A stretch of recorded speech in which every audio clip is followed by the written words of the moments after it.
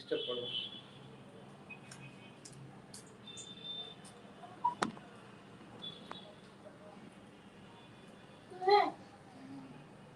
বাবা, ডিস্টার্ব করো।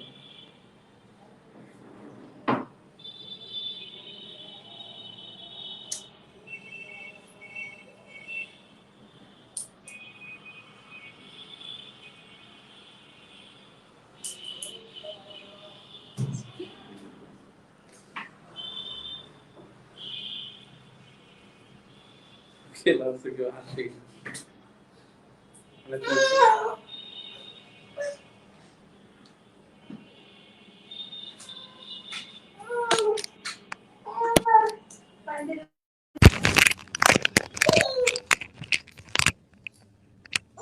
ডিস্টার্ব করো না বাবা।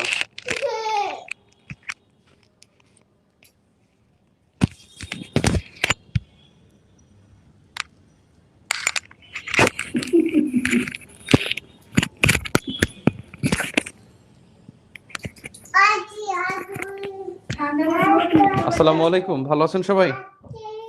আরিশ খুব দুষ্টামি করতেছে, ওর জন্য ক্লাস নেওয়া যাচ্ছে না। আরিশকে এখন মারতে হবে, বুঝছো? তোকে তো মারতে বলতেছে সবাই বাবা। আচ্ছা, এদিকে আসো, এদিকে আসো, এদিকে আসো।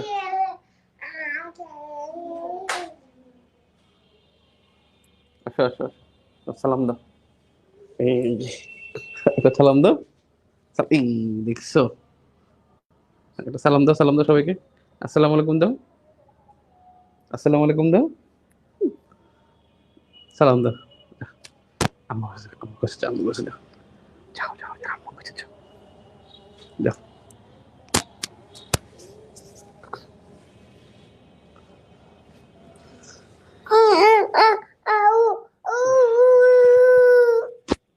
যাও এখন, আন্না বাবা এখন। বাবা পড়াবে, বাবা পড়াবে, দেখছো এরকম করে না বাবা, এরকম করে না, এরকম করে না, এরকম করে না, যাও। বাংলাদেশ সালাম, ডানাতে সালাম দাও, ডানাতে সালাম দাও, ডানাতে সালাম দাও।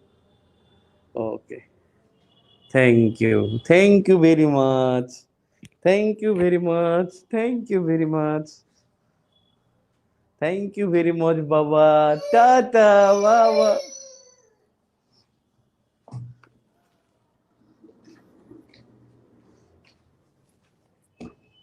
কি অবস্থা, টেনশন হচ্ছে? মডেল টেস্টে 90 পান না এখন? 90 মডেল টেস্ট দেন না? মডেল টেস্ট দিন কিন্তু, মডেল টেস্ট দিবেন এবং ভরাট করবেন, ঠিক না? ভরাট, হ্যাঁ, মডেল টেস্ট এখন দিবেন, মডেল টেস্ট ভরাট করবেন। এবং মডেল টেস্টে যদি আপনি এখন 90 পান, 85 থেকে 90, হ্যাঁ, 85 থেকে 90 যদি পান, তাহলে আলহামদুলিল্লাহ খুব ভালো প্রস্তুতি আছে। আগামী 7 দিন পর দেখবেন 95 100 পেয়ে যাবেন। আর 10 দিন পরে তো ইনশাল্লাহ সবাই দেখবেন 110 পেয়ে যাবেন এবং টিকে যাবেন ইনশাল্লাহ। টিকাবে কিন্তু 20,000 আবারও, ঠিক আছে, 1000 বেশি টিকাবে। সো টেনশনের কিছু নাই। ভালো একটা পরীক্ষা, মানে স্মুথলি মাথাটা ঠান্ডা রেখে জাস্ট পরীক্ষাটা দিলেই ভালো পরীক্ষা হবে ইনশাল্লাহ। গরু এখন না, গরু ওই পাশে আম্মু কাছে, এখানে গরু নাই। দেখো এখন তোমাকেই দেখা যাচ্ছে, বুঝছো বাবা? হ্যাঁ, জিওগ্রাফিটা আমি আহ, ও সিট প্ল্যানও দিয়ে দিছে, সিট প্ল্যান দিয়ে দিছে।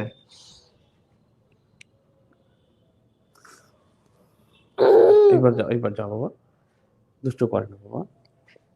যাও, তুমি খেলো। ওই যে শোন বাবাটা, এই যে খুলে দিছি, আম্মু কাছে যাও। এই বা, ঠিক আছে, okay, thank you very much, thank you very much বাবা। আবার দাও, আবার দাও, আবার দাও। 1 মিনিট ভাই, 1 মিনিট। আচ্ছা, আবার দাও, আবার দাও, আবার যাও, আবার যাও, আবার ওই পাশে যাও।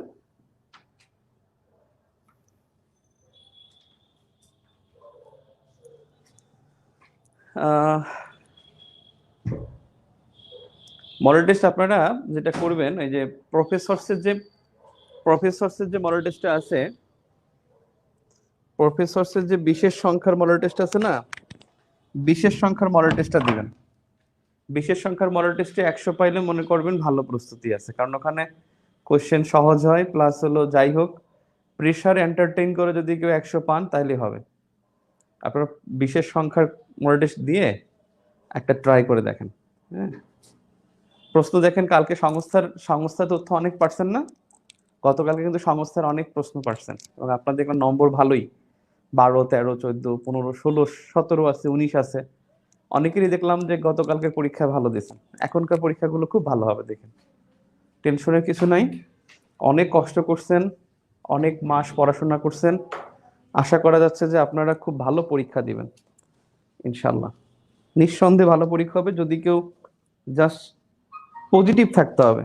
এই কয়েকদিন হতাশ হওয়া যাবে না, কোনোভাবেই নিজেকে হতাশ মনে করা যাবে না, মানে নিজেকে কোনোভাবেই কোনোভাবেই হতাশ করা যাবে না।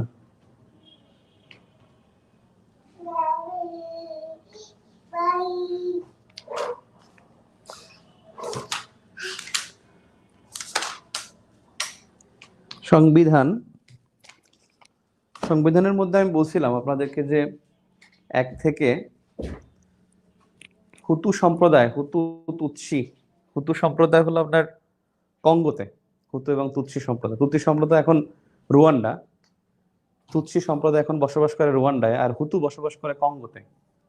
ওরা তো অনেক আগে ছিল, জাতিগোষ্ঠী এরা, হুতু জাতিগোষ্ঠী। এরা ভাষাও হুতু এবং জাতি হিসেবে তারা হুতু।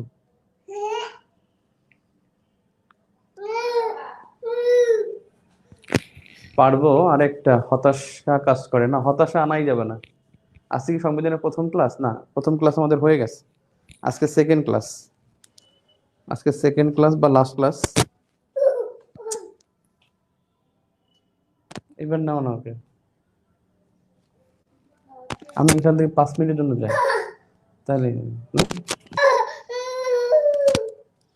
ওইটা দাও না, ওই একটা দাও, এটা তো বাবা বাবা ক্লাস নিবে তো, দেখছো? ওইটা আচ্ছা, আমি এটা বাবা, এই যে বাবা এটা দেখলাম, এই যে বাবা এটা লিখতেছে।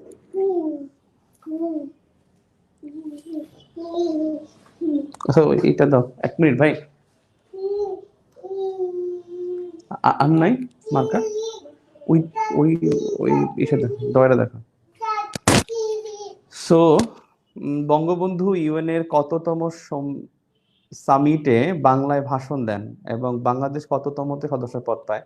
একই সম্মেলন, এবং বাংলাদেশ এবং আহ, ইয়া বাংলাদেশ পায়, অথবা হলো মানে বাংলাদেশ সদস্য পদ পায় বা ভাষণ দেয়, এটা 74 সালের 29তম অধিবেশন, 29th। আপনি যদি না পারেন 45-এর সাথে যোগ করবেন, 45 আর 74 থেকে মাইনাস করলেই তো হয়ে যায় 29তম।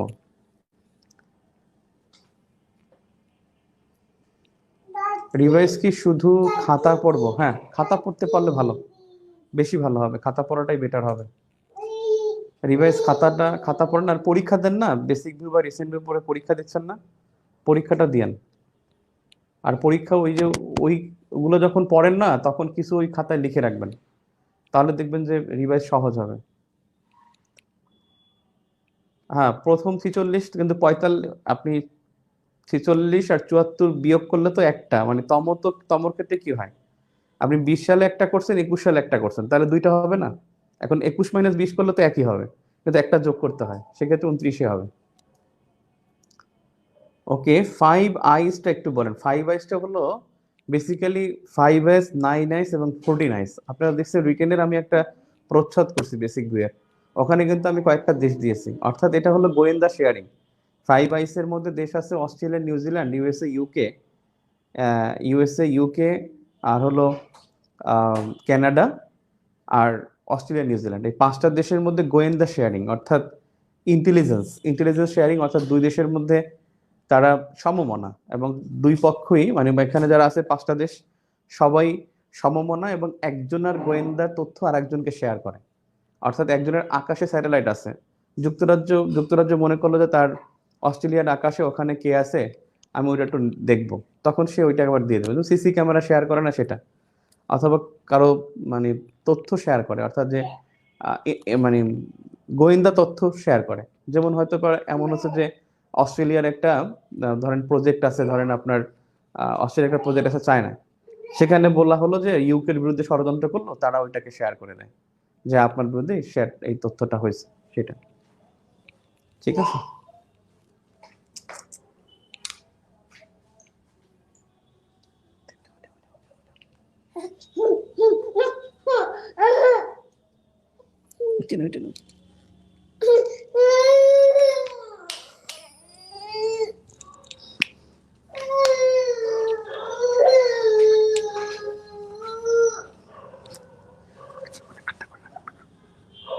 কান্না করে না বাবা।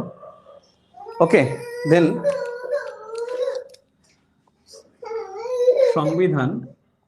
সংবিধানে আমরা ছিলাম মৌলিক অধিকারে, সংবিধানের মৌলিক অধিকারে ছিলাম। মৌলিক অধিকারের মধ্যে যে তথ্যগুলো আছে, যে আমাদের শুরু হয়েছে 27 নম্বর থেকে। 27 নম্বর হলো আইনের দৃষ্টিতে সবাই সমান, এটা বেশ কয়েকবার পরীক্ষা আসছে। এরপর আছে 28, 27 নম্বরে এটা অনেকবার পরীক্ষা আসছে। এরপর আসছে 28 নম্বর। 28 নম্বরে আছে ধর্ম প্রভৃতির কারণে বৈষম্য, ধর্ম প্রভৃতির কারণে বৈষম্য, প্রভৃতির কারণে বৈষম্য করা যাবে না। ওরে যাও, এটা নিয়ে যাও, যাও যাও যাও, ওখানে যাও। এদিকে আসো কেন আবার?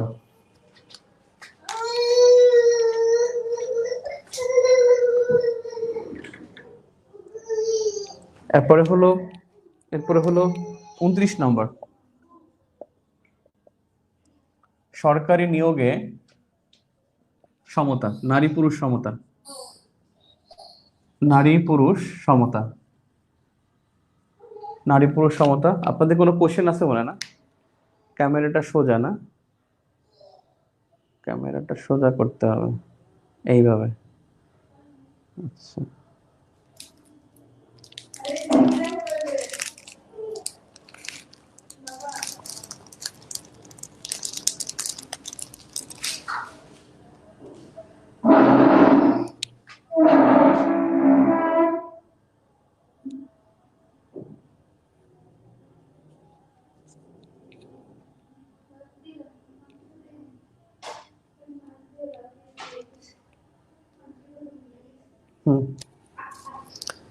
সো সরকারি নিয়োগ লাভে সমতা। 28-এর আবার 1 আর 2 আছে, সেটা একটু ক্লিয়ার করে দিতে হবে আপনাদের।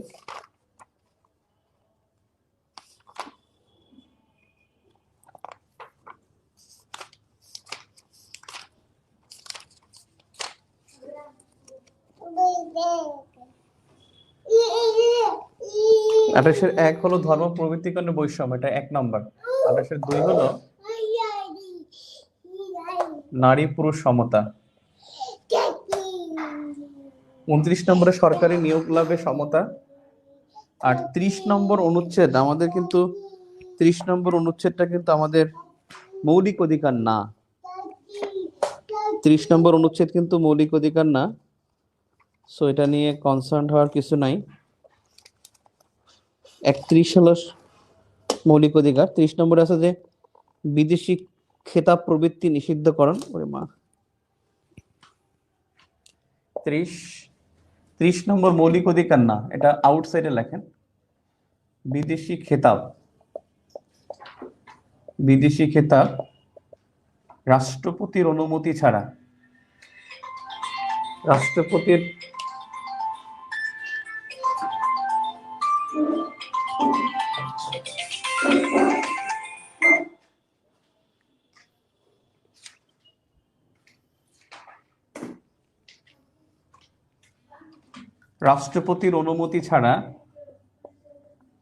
অনুমতি ছাড়া নিষিদ্ধ। বিদেশি খেতাব গ্রহণ করা রাষ্ট্রপতির অনুমতি ছাড়া নিষিদ্ধ। 31 নম্বর। আচ্ছা একটু ওরে নাও তো, খুব ডিস্টার্ব করতেছে, যাও ওখানে।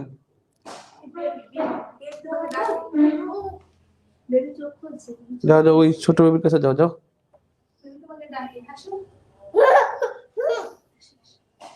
খুব ডিস্টার্ব করতেছে।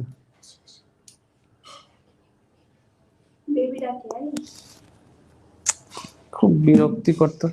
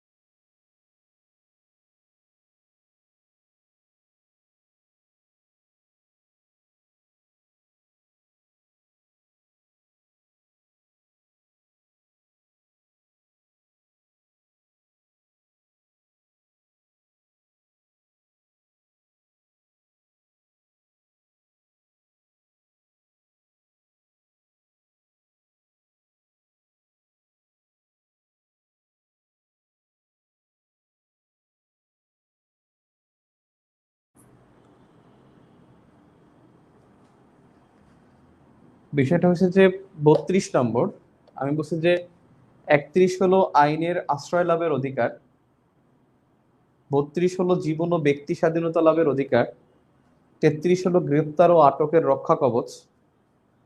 আর এই 33 নম্বরে গ্রেপ্তার ও আটকের রক্ষা কবচের বিষয় হলো যে ওয়ারেন্ট ছাড়া গ্রেপ্তার করা যাবে না।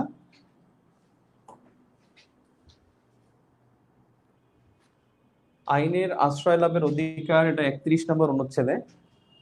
32 নম্বর অনুচ্ছেদে আছে জীবন ও ব্যক্তি স্বাধীনতা লাভের অধিকার। আর 33 নম্বর আছে গ্রেপ্তার ও আটকের রক্ষা কবচ। আটকের রক্ষার কবচ মানে হলো, এখানে রক্ষা কবচ বলতে বোঝাচ্ছে যে ওয়ারেন্ট ছাড়া গ্রেপ্তার করা যাবে না।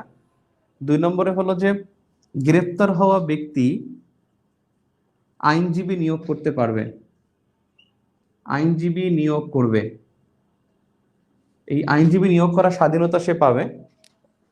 আরেকটা বিষয় হলো যে সে প্রকাশ্যে বিচারের সম্মুখীন হবে, প্রকাশ্য বিচার হবে তার, মানে প্রকাশ্য বিচার হবে, অর্থাৎ তার যে মামলা শুনানি এটা সবার সামনে হবে, প্রকাশ্য বিচার হবে। আর লাস্টে বলছে যে এটা 4 নম্বর বিষয়টা হলো যে 24 ঘন্টার মধ্যে আদালতে, গ্রেপ্তারের 24 ঘন্টার মধ্যে আদালতে হাজির করতে হবে। গ্রেপ্তারের 24 ঘন্টার মধ্যে, গ্রেপ্তারের 24 ঘন্টার মধ্যে আদালতে হাজির, গ্রেপ্তারের 24 ঘন্টার মধ্যে, এখানে দেখা যায় না, এই পাশে লিখি লাস্ট যেটা, সেটা হলো গ্রেপ্তারের 24 ঘন্টার মধ্যে আদালতে হাজির,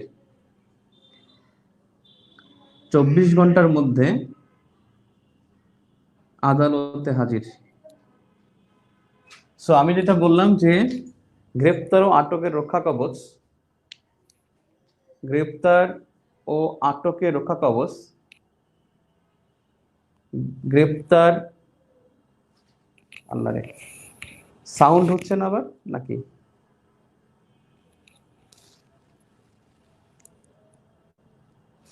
সাউন্ড তো হবার কথা।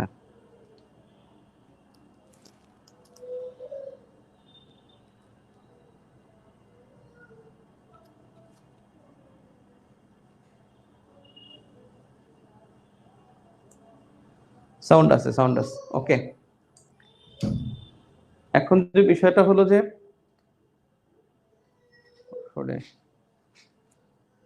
তো ডিস্টার্ব এই সময় ভালো লাগে।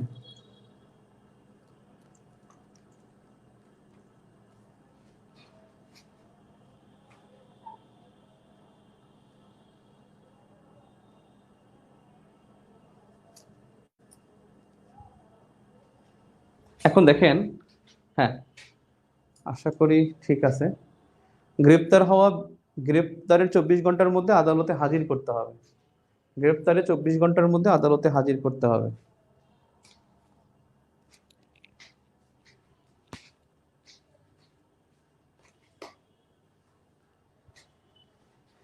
এর মধ্যে এই 33 নম্বর এই অনুচ্ছেদটাই জরুরি অবস্থার সময় স্থগিত থাকে।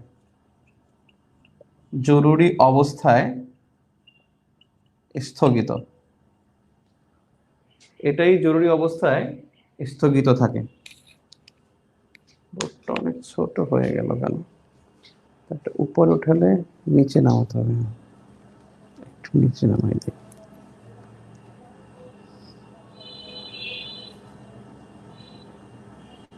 দেখ, এর মধ্যেই চালাতে হবে। এরপরে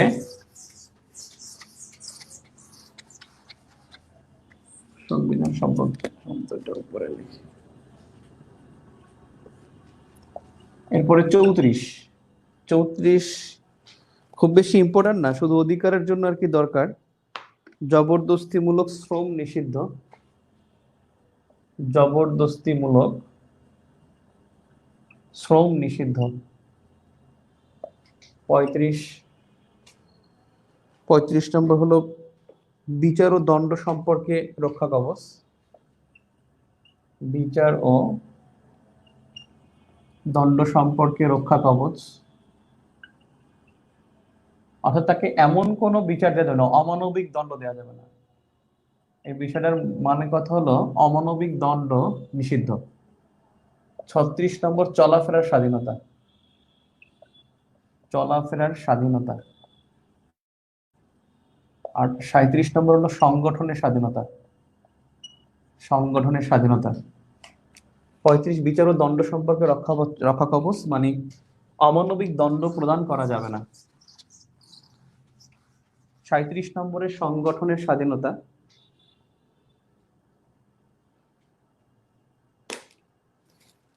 এরপরে হলো সমাবেশের স্বাধীনতা।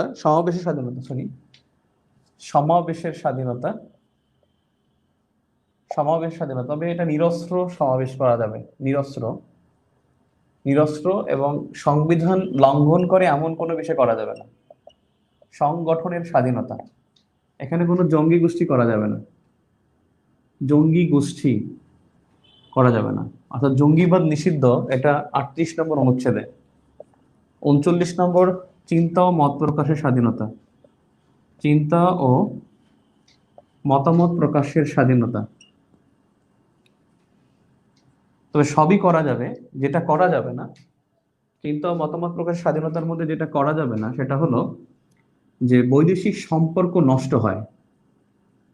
বৈদেশিক সম্পর্ক নষ্ট হয় এমন মতামত দেয়া যাবে না। বৈদেশিক সম্পর্ক নষ্ট হয় এমন মতামত দেয়া যাবে না। 40 নম্বর হলো পেশা ও বৃত্তির স্বাধীনতা। পেশা ও বৃত্তির স্বাধীনতা। তবে রাষ্ট্র কর্তৃক নিষিদ্ধ যেগুলো সেগুলো করা যাবে না। 41 ধর্মীয় স্বাধীনতা। ধর্মীয় স্বাধীনতা, আপনি এই স্বাধীনতা বলতে বোঝাচ্ছে যে আপনি যে কোনো জায়গায় রাষ্ট্রের মানে আপনি প্রার্থনা উপাসনালয় তৈরি করতে পারবেন, যখন ইচ্ছা তখন প্রার্থনা করতে পারবেন। অর্থাৎ উপাসনা এবং প্রার্থনা এটা মানে আপনাকে কেউ বাধা দিতে পারবে না। 42 নম্বর হলো সম্পত্তির অধিকার। সম্পত্তির অধিকার। 43 হলো আবাসন, গৃহ ও যোগাযোগ। এটা খুব ভালো একটা বিষয়। গৃহ ও যোগাযোগ, এখানে একটা বিষয় হলো যে গোপনীয়তা, গোপনীয়তা রক্ষা করতে হবে, গোপনীয়তা রক্ষা। আর এখানে গোপনীয়তা, আপনার গোপনীয়তাকে বা আপনার চিঠিকে কেউ প্রকাশ করতে পারবে না। 44 নম্বর, 44 নম্বর হলে এটা হলো মৌলিক অধিকার বলবৎকরণ। মৌলিক অধিকার, মৌলিক অধিকার বলবৎকরণ।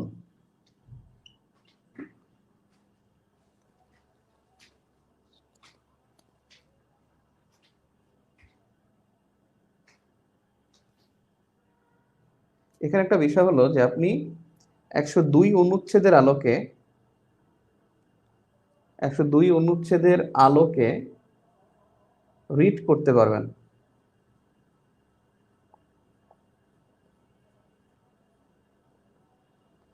একশো দুই অনুচ্ছেদের আলোকে রিড করতে পারবেন, 102 অনুচ্ছেদের আলোকে রিড করতে পারবেন।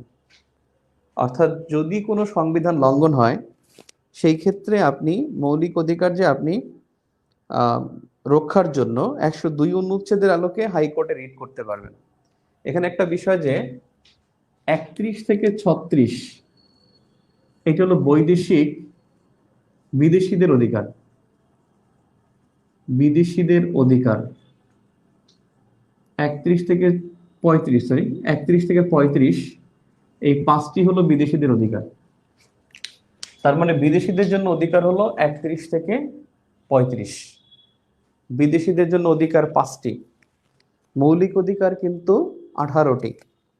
আর যদি প্রশ্ন করা হয় মৌলিক অধিকার 18টি আর বিদেশিদের অধিকার হলো 5টি, বিদেশিদের অধিকার 5টি। আবার একটু খেয়াল করেন, নিরস্ত্র সমাবেশ করা যাবে, জঙ্গি গোষ্ঠী করা যাবে না, বৈদেশিক সম্পর্ক নষ্ট হয় এমন কোনো মতামত প্রকাশ করা যাবে না। তারপরে হলো আপনার গোপনীয়তা রক্ষা, এটা 43 নম্বর অনুচ্ছেদে। 40 হলো মৌলিক অধিকার বলবৎকরণ। এখানে আপনি যে অনুচ্ছেদগুলো আপনার জন্য গুরুত্বপূর্ণ, এখানে যে অনুচ্ছেদগুলো গুরুত্বপূর্ণ সেটা হলো 27 অনেকবার পরীক্ষায় আসছে, 27, 30 নম্বর এখন একটু গুরুত্বপূর্ণ, যদি এটা মৌলিক অধিকার না, বিদেশি খেতাব রাষ্ট্রপতির অনুমতি ছাড়া গ্রহণ করা যাবে না, এইটা 33 নম্বর। 33 নম্বর বিষয়গুলো পরীক্ষায় আসে। আর আগের ক্লাসেও বলছিলাম 36, 37, 38, 39, 40 এবং 42 এই 6টা অনুচ্ছেদ জরুরি অবস্থার সময় স্থগিত থাকে, জরুরি অবস্থার সময় পরিবর্তনযোগ্য হয়। অর্থাৎ সংবিধান পরিবর্তন করা যাবে না, যেটা আগের ক্লাসে বলছিলাম। প্রথম অধ্যায়ে সংবিধান পরিবর্তন করা যাবে না, দ্বিতীয় অধ্যায়ে সংবিধান পরিবর্তন করা যাবে না, তৃতীয় অধ্যায়ে সংবিধান পরিবর্তন করা যাবে না। কিন্তু তৃতীয় অধ্যায় করা যাবে কখন? যখন জরুরি অবস্থা থাকবে। তৃতীয় অধ্যায় জরুরি অবস্থার সময় পরিবর্তন করা যাবে, জরুরি অবস্থার সময় পরিবর্তন করা যাবে 36 থেকে 41 এবং হলো 42, 36 থেকে 40 এবং 42, 36 থেকে 40 ও 42, অর্থাৎ 36, 37, 38, 39, 40 এবং 42 জরুরি অবস্থার সময় পরিবর্তন করা যাবে। আর করা যাবে না হলো 150-2, যেখানে তফসিল আছে, 150-2তে আছে তফসিল, এই তফসিলও পরিবর্তন করা যাবে না। তার মানে সংবিধান পরিবর্তন করা যাবে না প্রথম অধ্যায়, দ্বিতীয় অধ্যায়, তৃতীয় অধ্যায় পরিবর্তন করা যাবে না, শুধু জরুরি অবস্থার সময় পরিবর্তন করা যাবে। আর 150-2 অনুচ্ছেদের তফসিল যে আছে এটা পরিবর্তন করা যাবে না।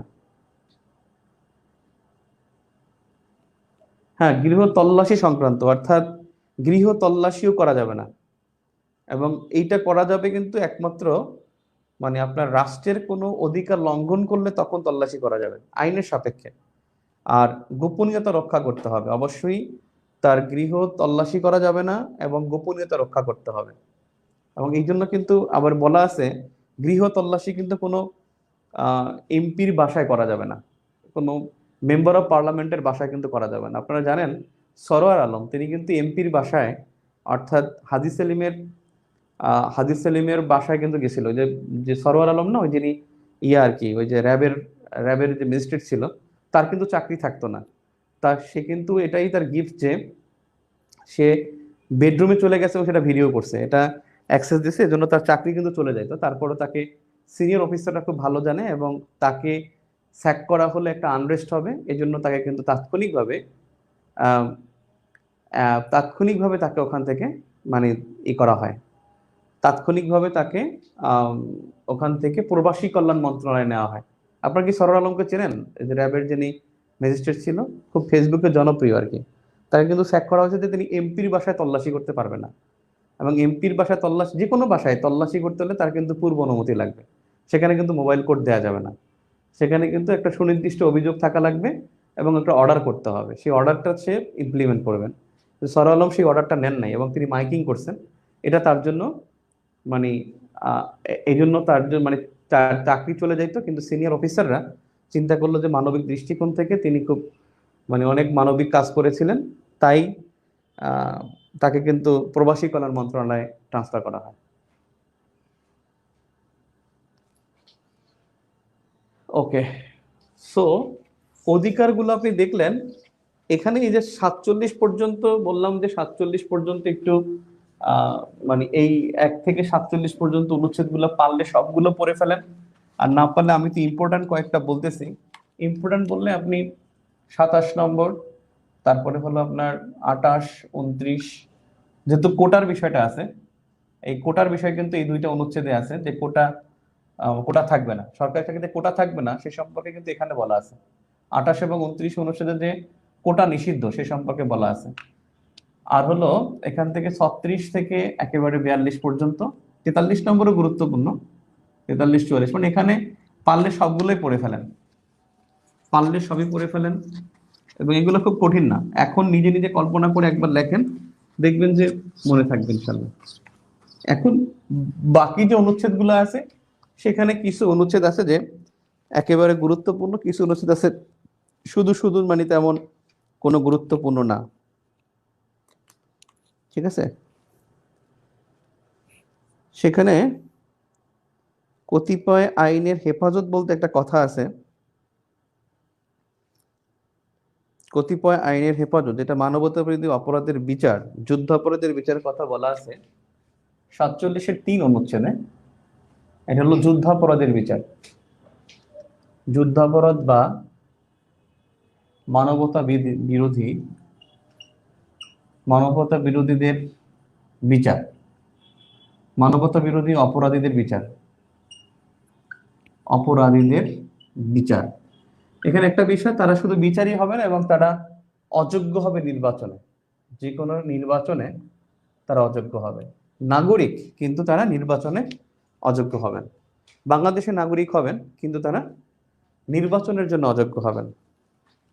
যে কোনো নির্বাচনের জন্য যুদ্ধাপরাধীরা শনাক্ত হয়ে গেলে তিনি শনাক্ত হয়ে গেলে তিনি নির্বাচনের জন্য অযোগ্য হবেন। সো এই একটা বিষয়। আর এরপরে যেটা গুরুত্বপূর্ণ,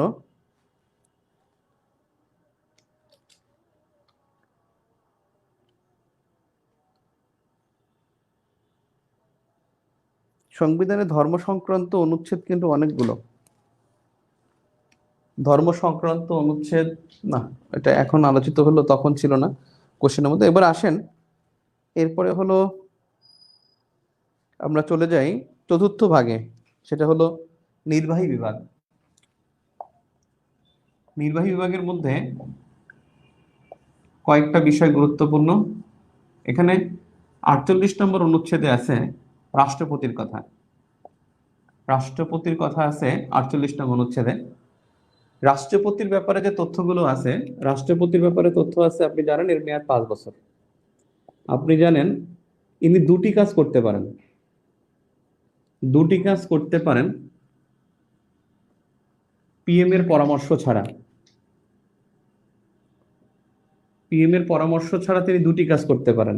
এক, চিফ জাস্টিস নিয়োগ, চিফ জাস্টিস নিয়োগ। আর দুই হলো প্রাইম মিনিস্টার নিয়োগ। এই দুইটা কাজই তিনি করতে পারেন, অর্থাৎ দুটি কাজ করতে পারেন পিএম এর পরামর্শ ছাড়া। আর তার মেয়াদ 5 বছর, নিঃসন্দেহে তার মেয়াদ 5 বছর। দুটি কাজ করতে পারেন প্রাইম মিনিস্টারের অনুমতি পরামর্শ ছাড়া। আর রাষ্ট্রপতির মধ্যে একটা বিষয় আছে, দুইবারের বেশি নির্বাচিত হতে পারেন না, দুইবারের বেশি নির্বাচিত হতে পারেন না। অর্থাৎ পরপর তিনি দুইবার হয়ে গেলে তারপর আর তিনি হতে পারবেন না। অর্থাৎ নির্বাচিত হতে পারবেন, 2বারের বেশি তিনি নির্বাচিত হওয়ার অযোগ্য রাষ্ট্রপতির ক্ষেত্রে। আর রাষ্ট্রপতি লাভজনক পদে যেতে পারেন না, লাভজনক পদে, লাভজনক পদে যেতে পারেন না, লাভজনক পদে যেতে পারেন না। এরকমের পদ অনেকগুলো আছে। লাভজনক পদে যেতে পারবেন না যারা শুধুমাত্র জাস্টিসটা পারবেন, তাও চিফ জাস্টিস পারবেন না। জাস্টিসরা লাভজনক পদে যেতে পারবেন, তারা আইনজীবী হতে পারবেন, আইনজীবী হতে পারবেন। জাস্টিসটা শুধুমাত্র চিফ জাস্টিস না, তারা আইনজীবী হতে পারবেন। কিন্তু জাস্টিসরা কিন্তু তারা অবসরের পরে আইনজীবী হতে পারবেন। এছাড়া অনেকেই কিন্তু লাভজনক পদে যেতে পারবেন না। একজন প্রাইম মিনিস্টার তিনি পদে থাকা অবস্থায় ব্যবসা বাণিজ্য করতে পারবেন না। একজন রাষ্ট্রপতি তিনি লাভজনক পদ বলতে অন্য কোনো পদে আবার সরকারি চাকরিতে আসতে পারবেন না। একজন এমপি ওই 5 বছরের সময় সে কিন্তু লাভজনক পদে যেতে পারবেন না। একজন সরকারি চাকুরিজীবী, সরকারি চাকুরিজীবী ওনার কথা বলা হয় যে অনুমতি ছাড়া পারবে না, অনুমতি ছাড়া তিনি পারবেন না। যেমন আমার আমার আমি যখন এখন পড়াই আমার একটা অনুমতি আমার দেয়া আছে, এবং আমি যখন জয়েন করছি তখন আমার বলা ছিল যে আমার মানে অনেক আগে আমার 2টি প্রতিষ্ঠান আছে, আইকন প্লাস আছে এবং ভিউ পাবলিকেশনস আছে। এই 2টি প্রতিষ্ঠান এবং এই প্রতিষ্ঠান আমি মালিকানা ছেড়ে দিচ্ছি। অর্থাৎ আমি অনুমতি ছাড়া আমি কোনোভাবেই এই কাজগুলো করতে পারবো না, লাভজনক পদে যেতে পারবো না। এমপি পারবে না, তারপরে হলো আপনার সিইসি পারবেন না, সিইসি বা ইসি পারবেন না। তবে ইসি একটা বিষয় পারবেন, ইসি একটা বিষয় পারবেন, সেটা হলো তিনি সিইসি হতে পারবেন। ইলেকশন কমিশনার তিনি চিফ ইলেকশন কমিশনার হতে পারবেন, কিন্তু এছাড়া অন্য কোনো পদে যেতে পারবেন না। ইলেকশন কমিশনার হয়ে গেছে, তিনি অবসর চলে গেছে, কিন্তু অবসরের পর তিনি আর পারবেন না। অবসরের পর এমপি মেয়াদ থাকাকালীন পারবেন না, মেয়াদ অর্থাৎ মেয়াদ চলে গেলে তারপরে পারবেন। রাষ্ট্রপতি তিনি কখনোই পারবেন না। প্রধানমন্ত্রী মেয়াদ থাকাকালীন পারবেন, কিন্তু অন্য সময় পারবেন না। অর্থাৎ প্রাইম মিনিস্টার মেয়াদ যখন চলবে তার, এই সময় তিনি লাভজনক পদে যেতে পারবেন না। রাষ্ট্রপতি লাভজনক পদ বলতে ওখানে আপনি কাজ করবেন এবং একটা রিমিউনারেশন পাবেন, সেটা আপনি করতে পারবেন না। রাষ্ট্রপতি কখনোই পারবে না। প্রাইম মিনিস্টার, এমপি, এমপি মেয়াদ থাকার অবস্থায় পারবেন না। চাকুরিজীবী অনুমতি ছাড়া পারবেন না। সিইসি এবং ইসি তারাও পারবেন না। ইসি শুধুমাত্র চিফ ইলেকশন কমিশনার হতে পারবেন, চিফ জাস্টিস পারবে না। চিফ জাস্টিস তার মেয়াদ শেষ হয়ে গেল, তিনি তার লাভজনক পদে যেতে পারবেন না, চিফ জাস্টিসও পারবেন না। এমপিরা, অনেক এমপি বিভিন্ন প্রতিষ্ঠানের চেয়ারম্যান না, তা তো পারবে। লাভজনক পদ বলতে আসলে আমি বুঝাতে পারি নাই, অর্থাৎ রাষ্ট্রের দায়িত্ব পালন করতে পারবেন, রাষ্ট্রের বাইরে দায়িত্ব পালন করতে পারবেন না।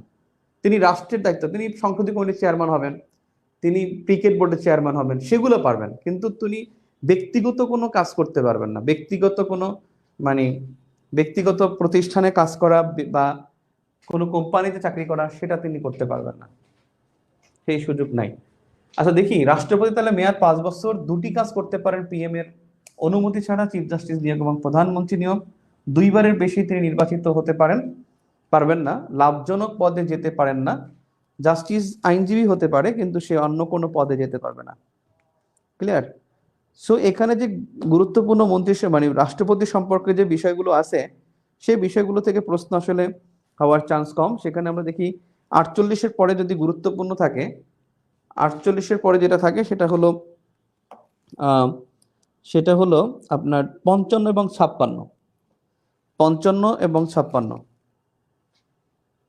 একটা হলো মন্ত্রিসভা আর একটা হলো মন্ত্রী পরিষদ, মন্ত্রীগণ।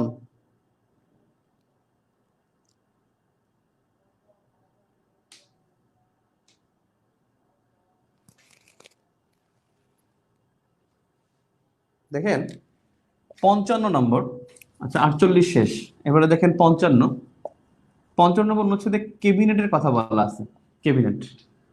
55 নং অনুচ্ছেদে আছে ক্যাবিনেটের কথা, এবং এই ক্যাবিনেটের বিষয়টা হচ্ছে যে নির্বাহী ক্ষমতা,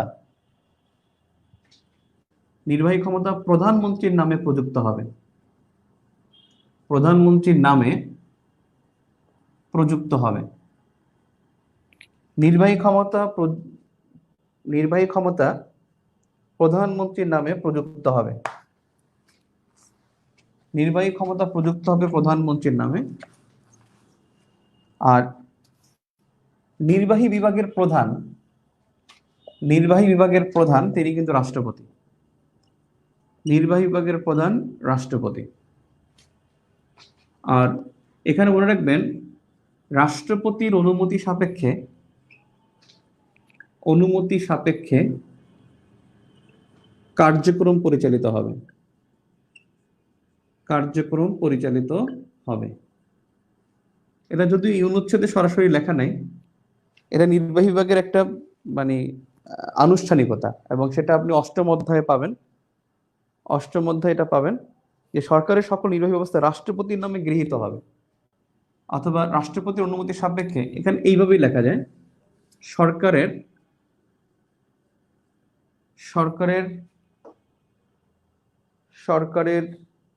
সকল নির্বাহী ব্যবস্থা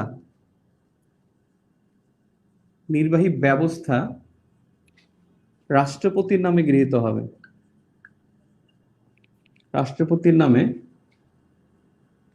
হবে। বিষয়টা হচ্ছে যে নির্বাহী ক্ষমতা প্রযুক্ত হবে প্রধানমন্ত্রীর নামে, আর নির্বাহী ব্যবস্থা রাষ্ট্রপতির নামে গৃহীত হবে। গৃহীত বললে রাষ্ট্রপতির নামে, আর ক্ষমতা প্রযুক্ত বললে প্রধানমন্ত্রীর নামে, এবং এই দুইটা নিয়ে গীতুটা লাগে। 56 নম্বর আছে মানে মিনিস্টার, মানে কাউন্সিল অফ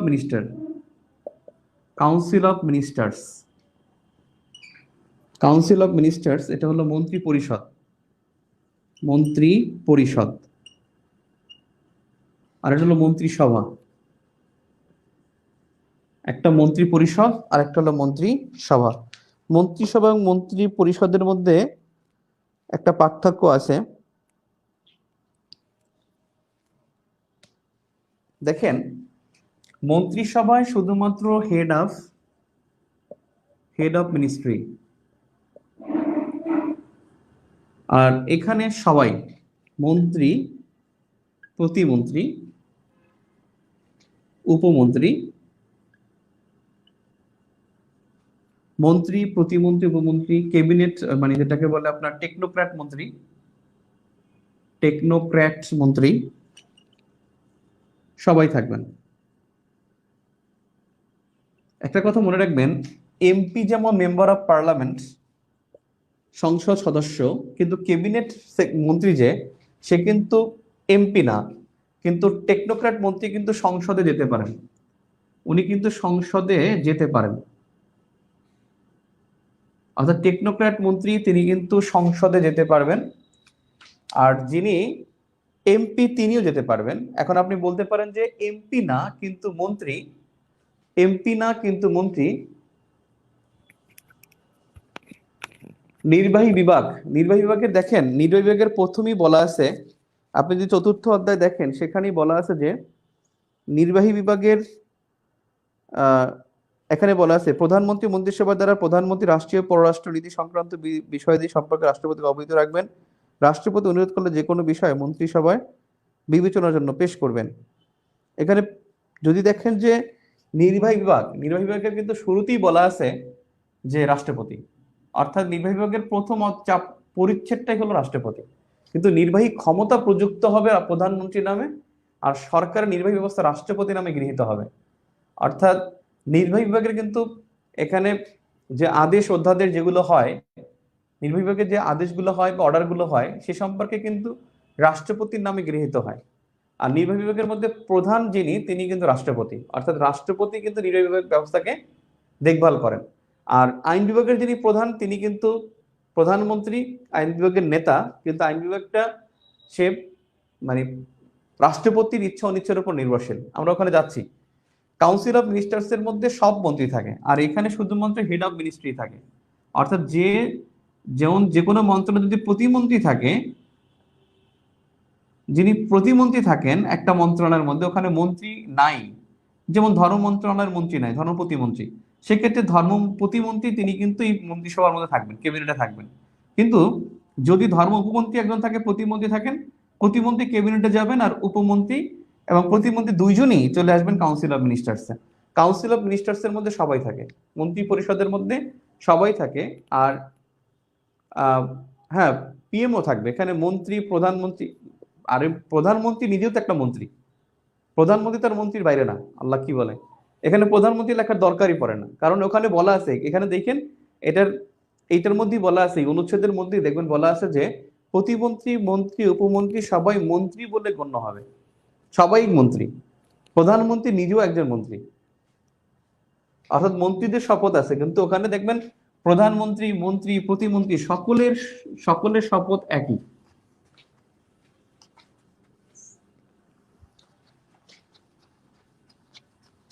ছাপ্পান্ন ছাড়া এখানে গুরুত্বপূর্ণ যদি বলেন, এই জায়গায় গুরুত্বপূর্ণ আর হলো 59 নম্বর, স্থানীয় শাসন। এখানে জাস্ট আর কিচ্ছু জানতে হবে না, স্থানীয় শাসন সম্পর্কে আর তেমন কিছুই নাই। 61 নম্বর, রাষ্ট্রপতি সর্বাধিনায়ক। রাষ্ট্রপতি সর্বাধিনায়ক এই সম্পর্কে বলা আছে 61 নম্বর অনুচ্ছেদে। 63 নং অনুচ্ছেদ, 61 হলো রাষ্ট্রপতি সর্বাধিনায়ক, 63 নং অনুচ্ছেদে বলা আছে যে সংসদের অনুমতি নিয়ে যুদ্ধ ঘোষণা। সংসদের অনুমতি নিয়ে হুবহু যদি বলেন, এখানে বলা আছে যে সংসদের অনুমতি পেতে যুদ্ধ ঘোষণা করা যাবে না, কিংবা প্রজাতন্ত্র কোনো যুদ্ধে অংশগ্রহণ করবে না। অনুমতি ছাড়া যুদ্ধে অংশ নেওয়া যাবে না, যুদ্ধে অংশ নেওয়া যাবে না। আপনারা যদি দেখেন 2013 সালে ঢাকা ইউনিভার্সিটি একটা পরীক্ষায় প্রশ্ন আসছে, ডিউতে একটা প্রশ্ন আসছে, সেখানে কিন্তু বলছে যে কে যুদ্ধ ঘোষণা করেন, যুদ্ধ ঘোষণা করেন কে, সেখানে কিন্তু সংসদ অপশনে ছিল না, সেখানে কিন্তু অপশনে ছিল যে রাষ্ট্রপতি, ছিল সেনাপ্রধান, ছিল প্রাইম মিনিস্টার, ছিল প্রতিরক্ষা মন্ত্রী। অর্থাৎ কে যুদ্ধ ঘোষণা করে সেখানে সংসদ অপশনে ছিল না, অর্থাৎ সংসদের অনুমতি ছাড়া যুদ্ধে অংশ নেওয়া যাবে না। যেহেতু নির্বাহী বিভাগের এখানে মানে বিষয়টা হচ্ছে যে নির্বাহী বিভাগের কথা বলা আছে, এবং নির্বাহী বিভাগের এটা কিন্তু মানে আইন বিভাগের মধ্যে না। 63 নং অনুচ্ছেদ কিন্তু নির্বাহী বিভাগের মধ্যে, আপনার 65 থেকে হলো আইন বিভাগ, 65 থেকে আইন বিভাগ। তার মানে সংসদ অনুমতি দিবে, তারপর নির্বাহী বিভাগ যুদ্ধ ঘোষণা করবে। তাহলে অবশ্যই যুদ্ধ ঘোষণা কে করবে? রাষ্ট্রপতি করবে। অর্থাৎ সংসদের অনুমতি ছাড়া যুদ্ধে অংশ নেওয়া যাবে না। ইনডিরেক্টলি কিন্তু প্রশ্ন এমন নাই যে রাষ্ট্রপতি যুদ্ধ ঘোষণা করবেন, এমন কোনো অনুচ্ছেদ নাই। কিন্তু আপনি দেখেন এটা কিন্তু আইন বিভাগের মধ্যে বলে নাই, এটা বলছে কিন্তু নির্বাহী বিভাগের মধ্যে। তাহলে অবশ্যই সংসদ অনুমতি দিবে, তারপরে যুদ্ধ ঘোষণা করবে কে? রাষ্ট্রপতি। তাহলে যদি প্রশ্ন করা হয় যুদ্ধ ঘোষণা কে করেন, যুদ্ধ ঘোষণা কে করবেন, তাহলে অবশ্যই সেটা হবে রাষ্ট্রপতি। যুদ্ধ ঘোষণা করবেন রাষ্ট্রপতি, আর যুদ্ধের অনুমতি দিবেন, অর্থাৎ যুদ্ধের অনুমতি দিবেন, অনুমতি দিবে সংসদ। যুদ্ধের অনুমতি দিবে সংসদ, আর যুদ্ধ ঘোষণা করবেন রাষ্ট্রপতি। অর্থাৎ আইন বিভাগ শুরু হয়েছে কিন্তু 65 নং অনুচ্ছেদ থেকে। আইন বিভাগ কিন্তু কিছু কিছু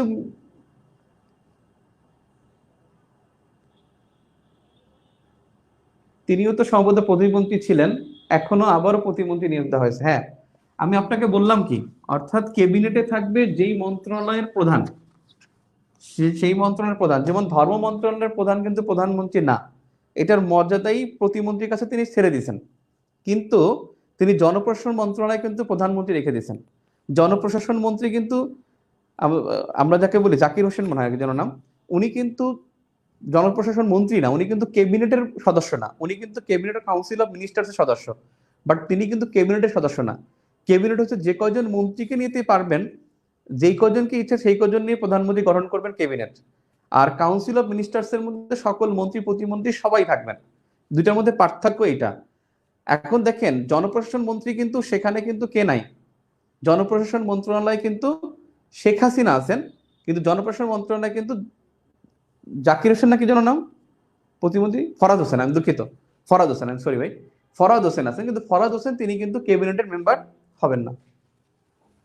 যদিও এগুলো মানে না, এগুলো আমার তো মনে হয় অনেক মন্ত্রী এমপিও জানে না দুইটার মধ্যে পার্থক্য যে আছে। এরপরে দেখেন এখানে 64 নম্বরে যেটা দরকার সেটা হলো অ্যাটর্নি জেনারেল। 64 নম্বরে আছে অ্যাটর্নি জেনারেল। এখন অ্যাটর্নি জেনারেলের কিছু বিষয় আছে, তিনি কিন্তু অ্যাটর্নি জেনারেল কিন্তু ওনার মেয়াদ যদি বলেন, ওনার তথ্যগুলা কি কি, ওনার মেয়াদ কিন্তু রাষ্ট্রপতির ইচ্ছার উপর নির্ভর করবে।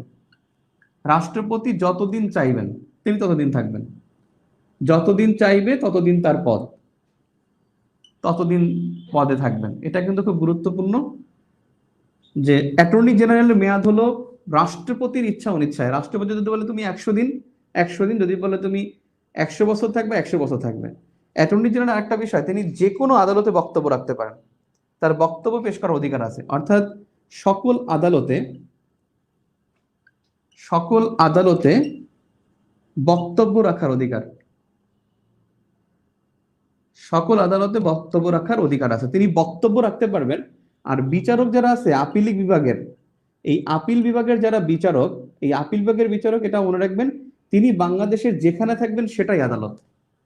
এই যে দেখেন অনেক সময় চেম্বার আদালত বলে না, যে চেম্বার আদালতে তিনি এটা রায় দিয়েছেন। একবার কি করছে, আপিল বিভাগের এক বিচারক, তিনি ফেরি পার হচ্ছেন, ফেরিতে একটা অনিয়ম দেখছেন, তিনি ফেরিতে বসে কোর্ট বসে ওখানে ফাঁসি দিয়েছেন। এবং তিনি কিন্তু এটা যেখানে ইচ্ছে যেখানে যাবে সেখানে। আপনার কি মনে আছে কিনা কাদের মোল্লার ফাঁসি, কাদের মোল্লার যে রায় ছিল, কাদের মোল্লার বা ইয়ার কাদের মোল্লার ফাঁসি তো, ওই যে রিভিউর জন্য আবেদন করলো রাত 10টার সময়, ওই যে রিভিউর জন্য আবেদন করছে, তারপরে কিন্তু সে কি করছে, সে কিন্তু ওই কাদের মোল্লার ফাঁসি কিন্তু হয় নাই। কাদের মোল্লার ফাঁসি কিন্তু একদিন ডিলে হয়েছিল, আপনাদের মনে থাকতে পারে, 2013 সালের ঘটনা। কাদের মোল্লার ফাঁসি কিন্তু তখন ডিলে হয়েছিল। ডিলে হওয়ার কারণটা ছিল কি, কারণ চেম্বার আদালতে বিচারপতি যেখানে থাকবেন সেটাই আদালত। এবং তিনি সেখান থেকে বলছেন যে এখানে মানে আহ কাদের মোল্লার ফাঁসিটা তিনি আমলে নিয়েছেন যে এটা রিভিউ করা যাবে, তাই ওই দিন আর ফাঁসি হয় না, একদিন পরে হয়েছিল। তার মানে আপিল বিভাগের যিনি বিচারক থাকবেন তিনিও যে কোনো আদালতে বক্তব্য পেশ করতে পারবেন। আদালতে বক্তব্য পেশ করতে পারেন বাংলাদেশের পক্ষে অ্যাটর্নি জেনারেল, বাংলাদেশের পক্ষে অ্যাটর্নি জেনারেল আহ, তিনি বক্তব্য রাখবেন এবং তার পারিশ্রমিকও রাষ্ট্রপতি নির্ধারণ করবে। তার পারিশ্রমিক কিন্তু সে নিজে নিজে পাবে না, রাষ্ট্রপতি নির্ধারণ করবেন, রাষ্ট্রপতি নির্ধারণ করবে তার পারিশ্রমিক। তার মানে অ্যাটর্নি জেনারেল মেয়াদ নির্ধারণ করে রাষ্ট্রপতি, তার পারিশ্রমিক নির্ধারণ করে রাষ্ট্রপতি, তিনি সকল আদালতে বক্তব্য রাখতে পারেন। অর্থাৎ তাকে বলা হয় কিন্তু সরকারি আইনজীবী, সরকারের আইনজীবী, সরকারের প্রধান আইনজীবী কিন্তু অ্যাটর্নি জেনারেল। এবং অন্যান্য যারা তাদেরকে বলা হয় প্রসিকিউটর, কিন্তু ওনাকে সরকারের আইনজীবী বলা হয়। পাবলিক প্রসিকিউটর বলা হয় অন্যান্য যারা সরকারের পক্ষে কাজ করে তাদেরকে বলা হয় পাবলিক প্রসিকিউটর। আর ওনাকে বলা হয় অ্যাটর্নি জেনারেল, তিনি হলেন সুপ্রিম কোর্ট এবং হাইকোর্টে তিনি সরকারের পক্ষে কাজ করেন।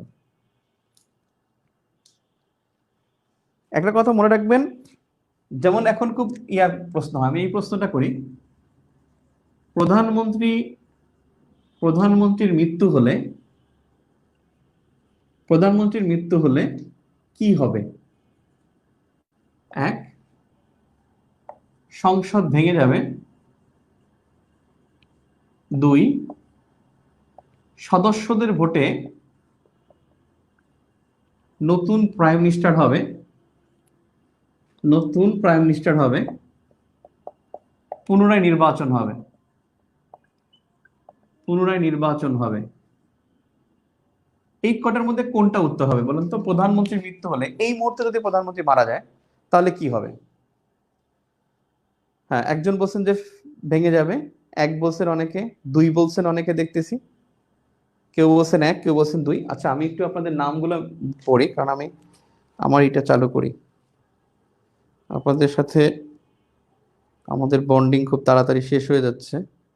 তবে গ্রুপটি থাকবে কিন্তু, ইনশাল্লাহ গ্রুপটি থাকবে।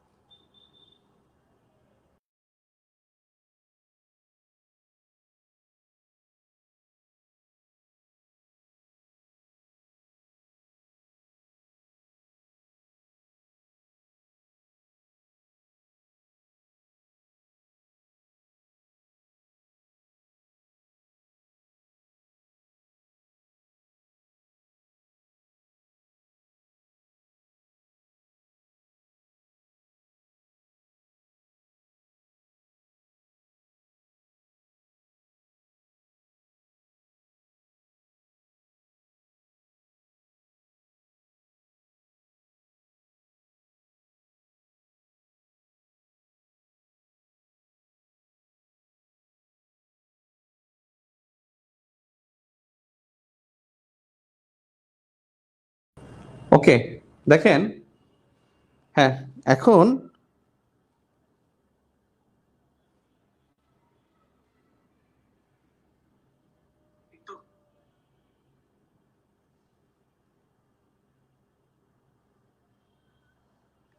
Gas field বেসিনটা recap. আচ্ছা, এটা তো এই বেস না, এটা, হ্যাঁ, এই ক্লাসটা। ওকে, দেখলেন ভাই, প্রধানমন্ত্রীর মৃত্যুর নাম নিলেন আর বোর্ড কালো হয়ে গেল। আসলে তো কথা ঠিক। কমেন্ট দেখতে গিয়ে লাইভই অফ করে দিছে, লাইভটা একটু হয়ে গেছে। হ্যাঁ, এখন দেখেন 1 and 3, এটা কে বলছে ভাই? Pinki Faizunnesa. Pinki Faizunnesa, thank you very much. Pinki Faizunnesa,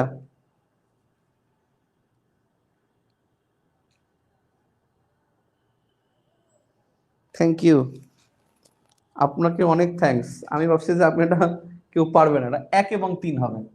সংসদ ভেঙে যাবে, পুনরায় নির্বাচন হবে। অর্থাৎ প্রধানমন্ত্রী যদি কোনো কারণে পদ শূন্য হয়, প্রধানমন্ত্রীর পদ যদি শূন্য হয়ে যায়, সাথে সাথে পার্লামেন্ট ভেঙে যাবে। পার্লামেন্ট ভেঙে যাবে। আমি এখানে আপনার বেসিক বুথে একটা কথা লিখছিলাম, সংসদীয় সরকারের প্রধান, সংসদে সংখ্যাগরিষ্ঠ দলের আস্থাভাজন নেতা, প্রধানমন্ত্রী পদত্যাগ করলে পুরো মন্ত্রিসভা পদত্যাগ করেছে বলে গণ্য হবে। প্রধানমন্ত্রী মারা গেলে পার্লামেন্ট ভেঙে গেছে বলে গণ্য হবে। অর্থাৎ প্রাইম মিনিস্টার, তার পদ শূন্য হলে সকলের পদ শূন্য হয়ে যাবে।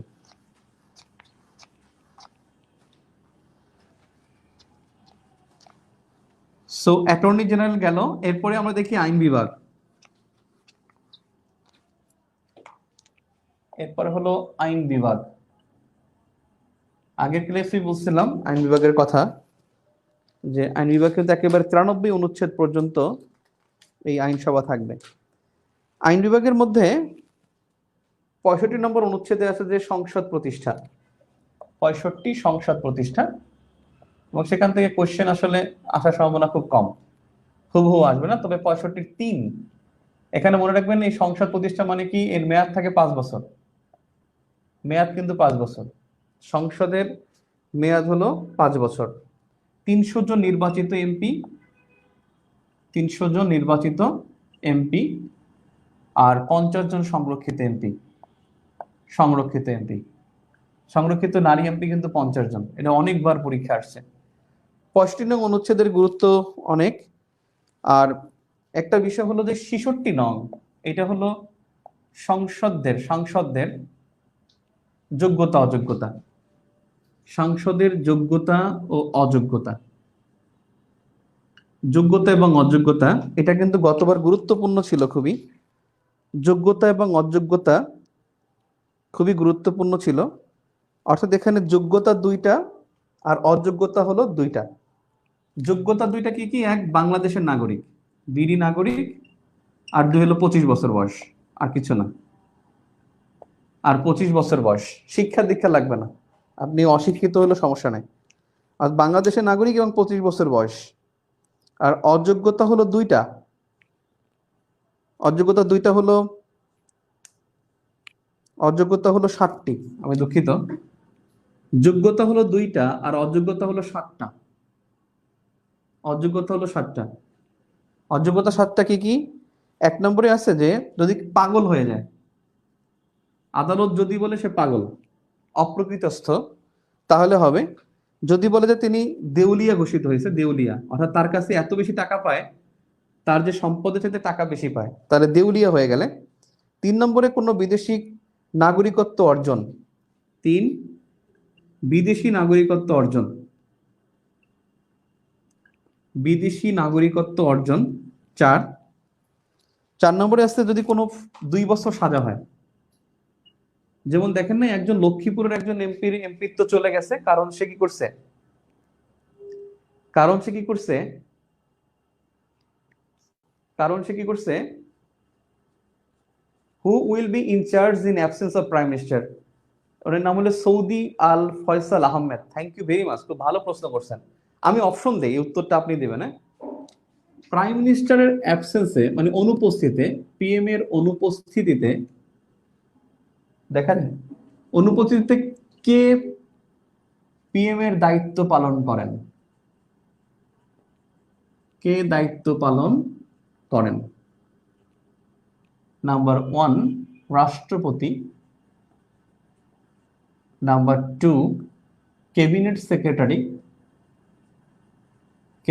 সেক্রেটারি, নাম্বার 3 সংসদের উপনেতা, নাম্বার 4 স্পিকার। দেখি কে পারেন, বলেন তো। প্রধানমন্ত্রীর অনুপস্থিতিতে কে দায়িত্ব পালন করেন? একজন বলছেন চিফ হুইপ, আমি অপশনে চিফ হুইপ রাখি নাই। একজন বলছেন স্পিকার, প্রেসিডেন্ট। আচ্ছা, আমি আপনাদের নাম বলি। একজনকে আমি থ্যাঙ্কস দেব। স্পিকার বুলবুল নূর মোহাম্মদ, উপনেতা এই যে মেহেদি হাসান মুরাদ। এটা কোন মুরাদ রে? মেহেদি হাসান মুরাদ মালিবাগের মুরাদ নাকি? Murad, thank you very much. মুরাদের উত্তর সঠিক হয়েছে। মুরাদ সঠিক উত্তর দিয়েছেন। আর কারো হয় নাই না। স্পিকার হবে কেন? স্পিকার রাষ্ট্রপতি। রাষ্ট্রপতি অনুপস্থিত থাকলে স্পিকার। স্পিকার হলো রাষ্ট্রপতির অনুপস্থিতিতে। রাষ্ট্রপতির অনুপস্থিতিতে সংসদের উপনেতা, deputy leader of the house. Deputy leader of the house, leader of the house is prime minister and deputy leader of the house হলো সংসদের উপনেতা। এবং তিনি হলেন প্রধানমন্ত্রীর অ্যাবসেন্সে তিনি প্রাইম মিনিস্টার থাকেন। সংসদের উপনেতা। প্রধানমন্ত্রী কে হয়? সংসদ নেতা। তাহলে তার অ্যাবসেন্সে কে থাকবে? উপনেতা। স্বাভাবিক বিষয়। 2 বছরের সাজা হলে সে কিন্তু এমপি থাকতে পারবে না। তারপরে কি বলছি? এমপি হতে পারবে না সে কে? যদি সে কি করে, ওই যে আপনার যুদ্ধাপরাধ করে থাকে, যুদ্ধাপরাধ করা থাকে, করলে তিনি পারবেন না। তারপরে হলো কোনো লাভজনক পদে যদি অধিষ্ঠিত হন, প্রজাতন্ত্রের লাভজনক পদে অধিষ্ঠিত হলে, অর্থাৎ তিনি এমপি আবার তিনি সচিবও, তাহলে কিন্তু আর হবে না। লাভজনক পদে অধিষ্ঠিত হলে এবং আইনের দ্বারা অনুরূপ নির্বাচনের জন্য অযোগ্য হলে, অর্থাৎ নির্বাচনে অযোগ্য হলে। একটা বিষয় দেখেন, এটা তো আজকে রিট হওয়ার কথা, জানি না। আমি আজকে নিউজ দেখি নাই, আমি নিউজের খবর জানি না। সংসদ উপনেতা কে? আল্লাহ, এটা পারেন না? এটা তো ওই যে 3বারই তো তিনি ছিল, 3বার পরপর 3বার। ওই যে প্রাইম মিনিস্টারের খুব স্নেহ করতো যিনি, অর্থাৎ প্রধানমন্ত্রীকে যিনি দেশে আসার সময়, যিনি আওয়ামী লীগের দায়িত্ব ছিল প্রধানমন্ত্রী আসার আগে, তিনি হলেন সাজেদা চৌধুরী, সৈয়দা সাজেদা চৌধুরী। তাকে কিন্তু সংসদ উপনেতা করা হয়েছে। এটা খুব গুরুত্বপূর্ণ। এমপিদের যোগ্যতা 2টা, বাংলাদেশের নাগরিক, 25 বছর বয়স। অযোগ্যতা কয়টা? 7টা। কি কি দেখেন? নাম্বার 1 হচ্ছে পাগল হয়ে গেলে, দেউলিয়া হয়ে গেলে, তার কাছে টাকা পয়সা পাইলে। তারপরে হলো সে 2 বছরের সাজা হলে। তারপরে হলো 2 বছরের সাজা। তারপরে হলো কোনো লাভজনক পদ অধিষ্ঠিত হলে, নির্বাচনে অযোগ্য হলে কোনো কারণে। এমন আইন ছিল যেটা খুঁজে পাইছে যে তিনি নির্বাচনে অযোগ্য, তাহলে তিনি এমপি হতেও পারবেন না, আর এমপি হলেও তিনি এমপি পদে থাকতে পারবেন না। এরপরে যেটা হলো যে তিনি কোনো বিদেশি রাষ্ট্রের প্রতি আনুগত্য প্রকাশ করলে তিনি থাকতে পারবেন না। আর তিনি যদি প্রজাতন্ত্রে কোনো লাভজনক পদে থাকেন তাহলে হতে পারবেন না। এটা অযোগ্যতা। মৃত্যু তো আর অযোগ্যতা না ভাই। আল্লাহ রে, একজন বলছে যে মারা গেল, তো তিনি মারা গেলে বা পদত্যাগ করলে এটা তো আর অযোগ্যতা না। পদত্যাগ করা কি অযোগ্যতা? অযোগ্যতা হলে তিনি হইতেই পারবে না, দাঁড়াতেই পারবে না, অথবা দাঁড়ালে তিনি তার পথ চলে যাবে। এখন একটা বিষয় দেখেন, আমি ওনাকে বলছি যে ওই একজন মিনিস্টার তার শপথ কিন্তু লঙ্ঘন করছেন। তিনি তার শপথ লঙ্ঘন করছেন। শপথে কিন্তু বলা আছে যে আমি সংবিধানের সংরক্ষণ করিব, সংবিধান রক্ষণ করিতে বাধ্য থাকিব। সে যে সংবিধান রক্ষা করবে সেই কিন্তু বলছে আমি সংবিধান মানি না, রাষ্ট্রধর্ম ইসলাম তিনি মানেন না। এটা কিন্তু যে কেউ যদি এখন মামলা করে তার পথ থাকবে না, নিঃসন্দেহে তার পথ চলে যাবে। প্রয়াসে মারা গেলে সংসদ ভেঙে যায়, তাহলে সংসদের নেতা কিভাবে পিএম এর ইনচার্জ হবে? সংসদের নেতা না উপনেতা? সংসদের উপনেতা না, ওরে ভাই, ইনচার্জ হবে। আমি বলছি কি, যদি অনুপস্থিত থাকে প্রাইম মিনিস্টার অনুপস্থিত থাকতে পারে না, তিনি ছুটিতে থাকতে পারেন না, তিনি তিনি চিকিৎসা করতে দেশের বাইরে যেতে পারেন না। কিন্তু তিনি যদি চলে যায় তাহলে কি হবে? তিনি চলে গেলে তাহলে এখানে সংসদের উপনেতা তিনি দায়িত্ব পালন করবেন। কিন্তু মারা গেলে আর পদত্যাগ করলে ওটা তো ভিন্ন কথা। মারা গেলে এটা ভেঙে যাবে, পদত্যাগ করলেও ভেঙে যাবে। কিন্তু মারা গেলে আমি বলছি মৃত্যু হলে, প্রধানমন্ত্রীর মৃত্যু হলে ওখানে কিন্তু আর সংসদ থাকবে না, সংসদ ভেঙে যাবে। ও আচ্ছা, ঠিক আছে, আপনি করেন, আমি মামলা করতে পারবো না ভাই। ঠিক আছে, তখন কি হবে ভাই? কে ইনচার্জ থাকবে? মনে হয় বোঝাচ্ছেন যে প্রধানমন্ত্রী যদি মারা যায় তাহলে ইনচার্জ কে হবে, এটা বোঝাচ্ছেন আপনি? পার্লামেন্ট যখন ভেঙে যাবে তখন কি হয়? একটা অন্তর্বর্তীকালীন সরকার হয় না? রাষ্ট্রপতি তখন একটা অন্তর্বর্তীকালীন সরকার করে নির্বাচন করবে। তখন অন্তর্বর্তী সরকার যখন করবে, ওই অন্তর্বর্তীকালীন সরকার হওয়ার পরে কি হবে? অন্তর্বর্তী সরকার নিয়ম কি, যে মেয়াদ শেষ হবার 90 দিন আগে তারা পদত্যাগ করবে এবং পদত্যাগপত্র জমা দিবে। পদত্যাগপত্র জমা দিলে সেখান থেকে একটা সরকার গঠিত হবে। এখন প্রাইম মিনিস্টার যদি না থাকে তাহলে পার্লামেন্ট ডিসলভ করলে কি হবে? সেখান থেকে একজনকে নিয়ে আসবে, অর্থাৎ তারা একজনকে, ওই এক্সিস্টিং যে পার্লামেন্ট থাকবে সেই পার্লামেন্ট থেকে একটা গভর্নমেন্ট তৈরি করবে। ওই এক্সিস্টিং পার্লামেন্টের অর্থাৎ যে মেম্বারগুলো আছে সেখান থেকে একটা অন্তর্বর্তীকালীন সরকার হবে, তারপর ইলেকশন হবে। তাহলে ভাইয়া 2 ক এবং 7 খ এর মতে পরিবর্তন করা যাবে?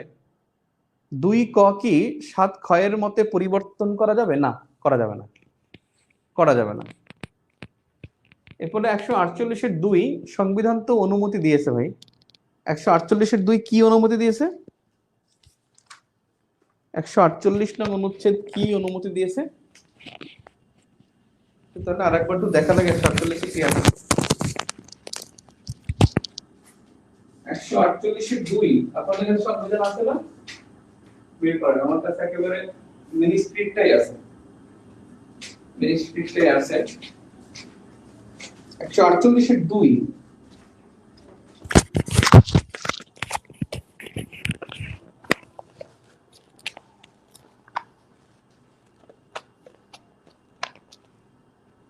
148-এর 2 কি আছে? ওখানে তো শপথের কথা আছে, কিন্তু 148-এর 2 কি আছে? 48-এর 2 এই সংবিধানের অধীন নির্দিষ্ট কোনো ব্যক্তির নিকট শপথ গ্রহণ আবশ্যক হইলে অনুরূপ ব্যক্তি যেরূপ ব্যক্তি ওই স্থান নির্ধারণ করে সেইরূপ ব্যক্তির নিকট সেইরূপ স্থানে শপথ করা যাইবে। এটা শপথের কথা না, এখানে তেমন কিছুই নাই ভাই। ওকে,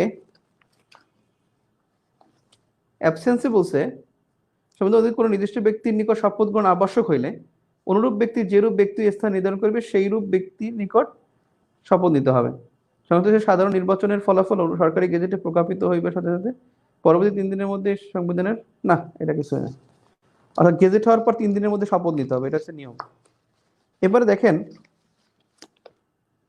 এরপরে দেখেন যে সংবিধানের যোগ্যতা অযোগ্যতা। তারপরে সংসদের আসন শূন্য হবে কেন? আসন শূন্য হবে 3টি কারণে। একটা হলো পদত্যাগ করলে, আর একটা হলো নির্বাচনের পর শপথ না নিলে, আর একটা হলো 90 দিন টানা অনুপস্থিত থাকলে। তাহলে এটা হলো সংবিধানের 67 নং অনুচ্ছেদ, সাংসদদের আসন শূন্য। এই সাংসদদের আসন শূন্য হবে 3টি কারণে। 3টি কারণে শূন্য। এক হলো তুমি যদি 90 দিনের মধ্যে শপথ না নেয়, নির্বাচনের পর 90 দিনের মধ্যে শপথ না নেন, যদি 90 দিনের মধ্যে শপথ না নেন। 2 নম্বর হলো 3টি কারণে তার আসন শূন্য হবে। আর একটা হলো যদি 90 দিন অনুপস্থিত থাকেন, 90 দিন সংসদে অনুপস্থিত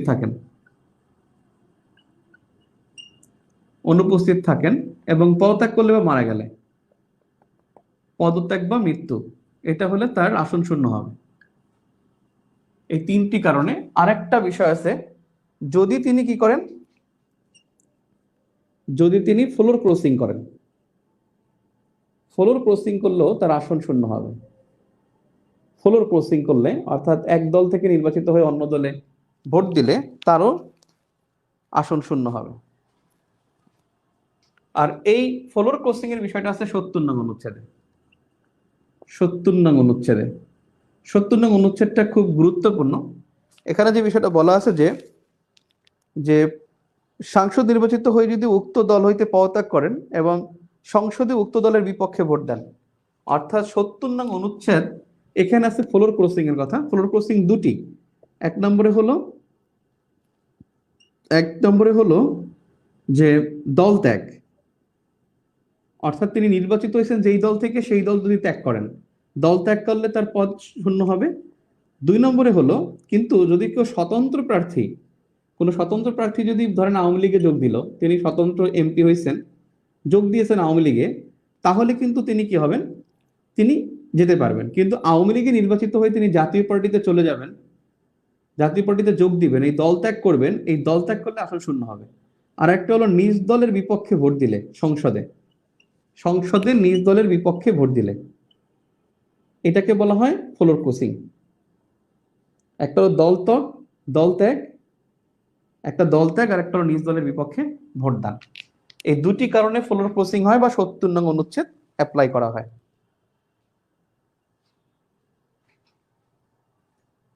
এখন আরেকটা বিষয় আছে ভাই, 90 দিন অনুপস্থিত বলতে অধিবেশনে চলাকালীন 90 দিন কি, 90 দিন 90 কার্য দিবস, পার্লামেন্টের যে কয়দিন অধিবেশন বসে সেইটা। 90 দিন বলতে কার্য দিবস, অর্থাৎ সংসদ সচিবালয় খোলা সেটা বোঝাবে, অধিবেশন না। অর্থাৎ অধিবেশন তো অনেক কার্য দিবসই হয়, কিন্তু সংসদ সচিবালয় খোলা থাকবে, তার মধ্যে উপস্থিত থাকতে হবে। 90 দিন সংসদে উপস্থিত থাকতে হবে 90 দিনের মধ্যে। পপুলারটা কি, পাপলুরটা কেন হলো, পাপলু যেন কে, পাপলু না পাপুল ওই যে লক্ষ্মীপুরে ওনার তো সাজা হয়েছে, কুয়েতে সাজা হয়েছে না তার, সেজন্য। এস এম আব্দুর রব আসাম আব্দুর রব কি করেছেন, আসাম আব্দুর রব তো দল ত্যাগ করেন নাই ভাইয়া। ভোট না দিলে, নিট্টল থাকলে, না নিট্টল থাকা যাবে না। আপনি একটা কথা মনে রাখবেন, চুপ থাকা মানে নিজ দলের বিপক্ষে ভোট দান বা নিজ দলের পক্ষে ভোট না দেয়া। দেখেন এখানে বিষয়টা আছে যে উক্ত দলের বিপক্ষে ভোট দান করেন, উক্ত দলের বিপক্ষে ভোটদানে বিরত থাকা যাবে না, চুপ থাকা যাবে না। আপনি যখন দেখেন, আমি আপনাকে বুঝাই, অর্থাৎ চুপ থাকা মানে আপনি হ্যাঁ বলা, চুপ মানে হ্যাঁ, নীরবতা সম্মতির লক্ষণ। এখন বিষয় হচ্ছে যে প্রশ্নটা হলো এরকমের যে শেখ হাসিনা সরকারে না থাকুক, এখন যদি আপনি চুপ থাকেন তাহলে তো হবে না। তাহলে না থাকুক মানে কি, হ্যাঁ, তাহলে আপনি এটাকে সাপোর্ট করলেন। অর্থাৎ নিজ দলের বিপক্ষে ভোটদান বলতে চুপ থাকাও বোঝাবে, অর্থাৎ পক্ষে ভোট দিতে হবে। চুপ থাকলে হবে না, ভোট দিতে হবে। উপস্থিত থাকলে অনুপস্থিত থাকা যাবে। দেখেন না, একটা সংশোধনী পাস হয় 257 শূন্য ভোটে, এরকম হয় না? তার মানে বাকি 43 জন তো সংসদে অনুপস্থিত থাকলে প্রস্তাব পাস হবে বা অনুপস্থিত থাকলে সমস্যা নাই, কিন্তু উপস্থিত থেকে চুপ থাকা যাবে না, কিন্তু অনুপস্থিত থাকা যাবে। তাহলে 67 নম্বর হলো সংসদের যোগ্যতা অযোগ্যতা, 70 নম্বর দেখলাম। এরপরে দেখেন আমাদের গুরুত্বপূর্ণ অনুচ্ছেদ বললে 75 নম্বর হলো কার্যপ্রণালী বিধি, সংসদের কার্যপ্রণালী বিধি এবং কোরামের কথা বলা আছে। এই কোরাম হয় সাধারণত 1/5 5 ভাগের 1 ভাগ হতে হয়, অর্থাৎ 60 জন এমপি কে উপস্থিত থাকতে হয়, 60 জন এমপির উপস্থিতি। এটা নির্বাচিত সদস্যের কথা বলা হয়েছে, অনির্বাচিত কতজন আসলো ডোন্ট কেয়ার। অর্থাৎ 1/5 মানে হলো 5/1 থাকতে হবে। 300 জনের 5/1 হলো 60 জন। অর্থাৎ এখানে অনির্বাচিত এমপি আসলো কি আসলো না সেটা কোনো ফ্যাক্ট না, নির্বাচিত এমপিদের আসতে হবে। এরপরে আছে 77 নম্বর। আচ্ছা, আরেকটা আছে সংসদীয় কমিটি, 76 নম্বর। সংসদীয় কমিটি এই সংসদীয় কমিটি কিন্তু হয় 50টা, এটা কিন্তু মনে রাখবেন। স্থায়ী কমিটি হলো 11টি, স্থায়ী কমিটি 11টি, আর অন্যান্য কমিটি হলো 39টি। সংসদীয় কমিটি হলো সংসদীয় কমিটি হলো 39টি, আর সংসদীয় স্থায়ী কমিটি হলো 11টি। 11টি স্থায়ী কমিটি, 39টি হলো সংসদীয় কমিটি। শেখ হাসিনা প্রধানমন্ত্রী থাকুক, এক্ষেত্রে নীরব থাকলে, আমি তো এক্সেপশনে দেখালাম, যদি কেউ না থাকে, নীরবতা এখানে পালন করে, তাহলে কিন্তু ভোটটা না হয়ে যাবে, না ভোট হয়ে যাবে। এরপরে দেখেন সংসদের কমিটি কিন্তু 50টা, এটা মনে রাখেন। 77 নম্বরে ন্যায়পাল নিয়োগ। ন্যায়পালের কথা বলা আছে, কিন্তু ন্যায়পাল কিন্তু তিনি কিন্তু মানে ন্যায়পাল তিনি কিন্তু থাকবেন সংসদে, সংবিধিবদ্ধ কর্তৃপক্ষের যে কোনো কার্য সম্পর্কে তদন্ত করতে পারবেন। অর্থাৎ তিনি কিন্তু কি পারবেন, মন্ত্রণালয় কর্মচারী, সরকারি কর্মচারী বা সংবিধিবদ্ধ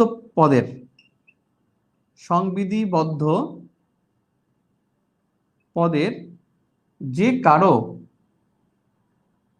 কারো সম্পর্কে তদন্ত করতে পারবেন। অর্থাৎ তদন্ত করার ক্ষমতা তার, বেসিক্যালি তদন্ত। ন্যায়পালের কাজ হলো তদন্ত, এবং তিনি থাকবেন কিন্তু সংসদে, তার কিন্তু বসার আসন হবে সংসদে। তাহলে ন্যায়পালের আসন হবে কিন্তু সংসদে, তিনি অর্থ মন্ত্রণালয়ে থাকবেন না, তিনি আইন মন্ত্রণালয়ে থাকবেন, তিনি থাকবেন কিন্তু সংসদে। ন্যায়পাল জিনিসটা হলো, যেমন দেখেন না, লোকপাল, ভারতে আছে কি লোকপাল, আছে রাজ্যপাল, আছে লোকপাল। এরা বেসিক্যালি লোকসভায় থাকে আর রাজ্যসভায় থাকে, লোকসভায় অথবা রাজ্যসভায় থাকে। এবং এই লোকপাল বা রাজ্যপাল এরা সাধারণত যে কোনো ব্যাপারে তদন্ত চান। দেখেন না, শুভেন্দু অধিকারী তিনি কি করেছেন, রাজ্যপালের কাছে তিনি তদন্ত চেয়েছেন। অর্থাৎ তিনি যে কারো জবাবদিহিতা নিয়ে তিনি তদন্ত করতে পারবেন। এমনকি দুদক চেয়ারম্যানকে নিয়েও তিনি তদন্ত করতে পারেন। দুদক চেয়ারম্যান যেন সবাইকে নিয়ে তদন্ত করতে পারে, তিনি সব করতে পারেন। অর্থাৎ তার পোস্টটা হবে কিন্তু সংসদে, মানে তার অবস্থান থাকবে তিনি সংসদে। বাংলাদেশে 1980 সালে ন্যায়পাল আইন হয়, এখন পর্যন্ত ন্যায়পাল নিয়োগ দেওয়া হয়নি। অর্থাৎ বাংলাদেশে ন্যায়পাল আইন হয়েছে 1980 সালে, এখন পর্যন্ত ন্যায়পাল নিয়োগ দেওয়া হয়নি। 77 নম্বরের পরে যদি গুরুত্বপূর্ণ দেখেন, 77 নম্বরের পরে গুরুত্বপূর্ণ যদি বলেন, সেটা হলো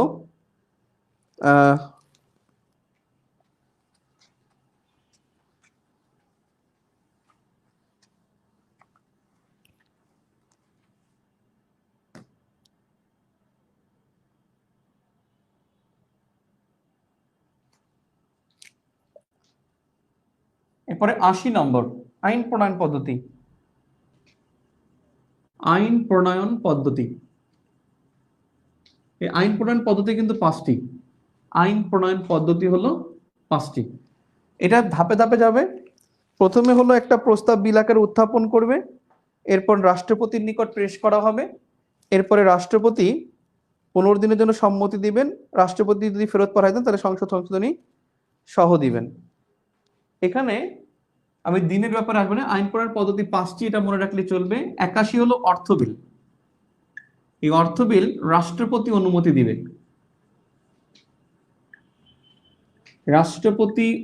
দিবে, অর্থাৎ রাষ্ট্রপতি অনুমতি দিলে অর্থমন্ত্রী উত্থাপন করবে।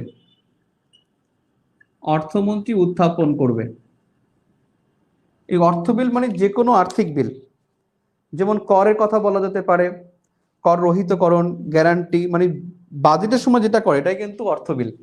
এবং সেই অর্থ বিলটা কিন্তু ইংলিশে বলা হয় মানি বিল, এটাকে ইংলিশে বলে কিন্তু মানি বিল।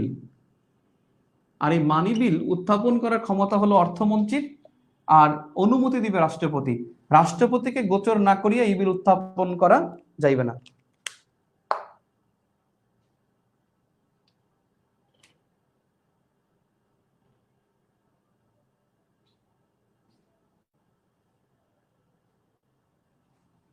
এরপর হলো সংযুক্ত তহবিল। 84 নং সংযুক্ত তহবিল। দেখেন যত তহবিল থাকে, জাতীয় যত তহবিল থাকে সব তহবিল কিন্তু থাকবে সংসদে। অর্থাৎ সকল রাজস্ব গৃহীত সকল ঋণ, সরকারের ঋণ পরিশোধ থেকে প্রাপ্ত অর্থ তহবিলে থাকে। অর্থাৎ রাজস্ব, ঋণ থেকে প্রাপ্ত সুদ, এই দুইটা বিষয় থাকবে হলো সংযুক্ত তহবিলে। এই সংযুক্ত তহবিল কিন্তু সংসদে থাকে। সংযুক্ত তহবিল কিন্তু অর্থ মন্ত্রণালয় থাকে না, বাংলাদেশ ব্যাংকেও থাকে না, এটা কিন্তু সংসদে থাকে। তাহলে 84 নং হলো সংযুক্ত তহবিল। এরপরে এখান থেকে গুরুত্বপূর্ণ আর কিছু নাই। 93 নম্বর অধ্যাদেশ প্রণয়ন। অধ্যাদেশ প্রণয়ন, এখানে যে বিষয়টা গুরুত্বপূর্ণ, অধ্যাদেশ প্রণয়নের পর 30 দিনের মধ্যে 30 দিনের মধ্যে সংসদের পাশ করতে হবে, সংসদ পাশ করবে। তার মানে অধ্যাদেশ প্রণয়ন করার পরে 30 দিনের মধ্যে এটা সংসদে পাশ না করলে আইনে তৈরি হবে না। অর্থাৎ অধ্যাদেশ 30 দিনের মধ্যে সংসদে পাশ হবে এবং সেটা আইনে পরিণত হবে।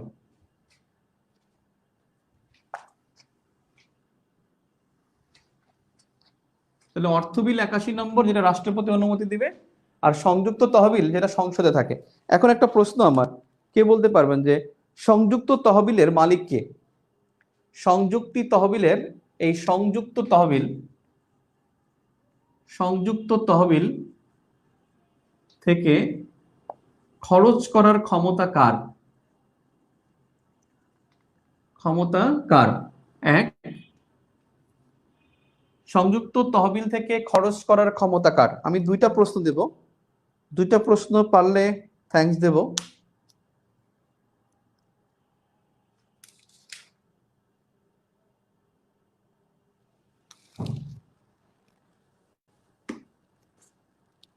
হুম, কি ঘুমাইছে? খরচ করার ক্ষমতা কার? অর্থমন্ত্রী, প্রাইম মিনিস্টার, স্পিকার, স্পিকার, তারপর হলো প্রেসিডেন্ট। কে উত্তর হবে? সংযুক্ত তহবিল থেকে খরচ করার ক্ষমতা কার? অর্থ বিল রাষ্ট্রপতি উত্থাপন করবে, কিন্তু সংযুক্ত তহবিল থেকে খরচ করতে পারবে কে? ফয়সাল আহমেদ, আপনাকে thanks. Faisal Ahmed thanks, Faisal Ahmed thanks.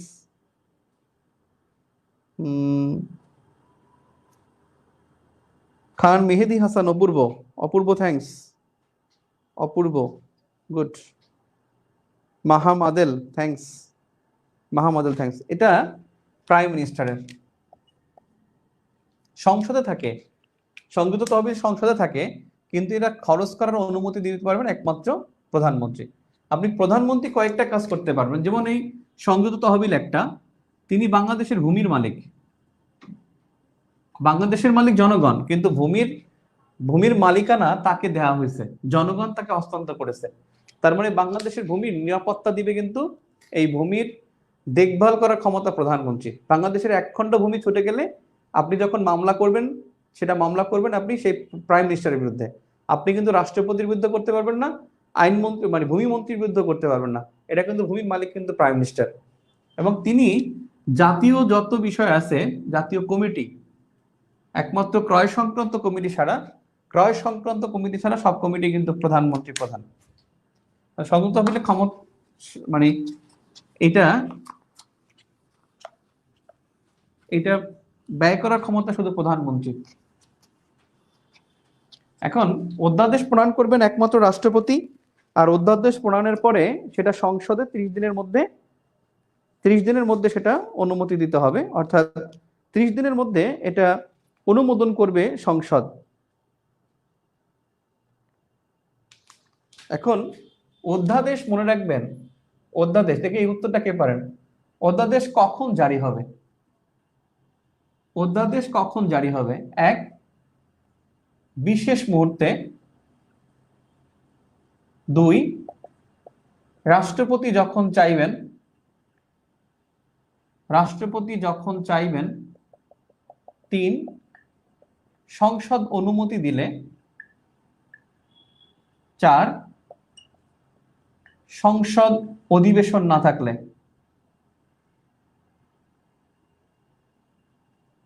চারটার মধ্যে কোনটা উত্তর? এক বিশেষ মুহূর্তে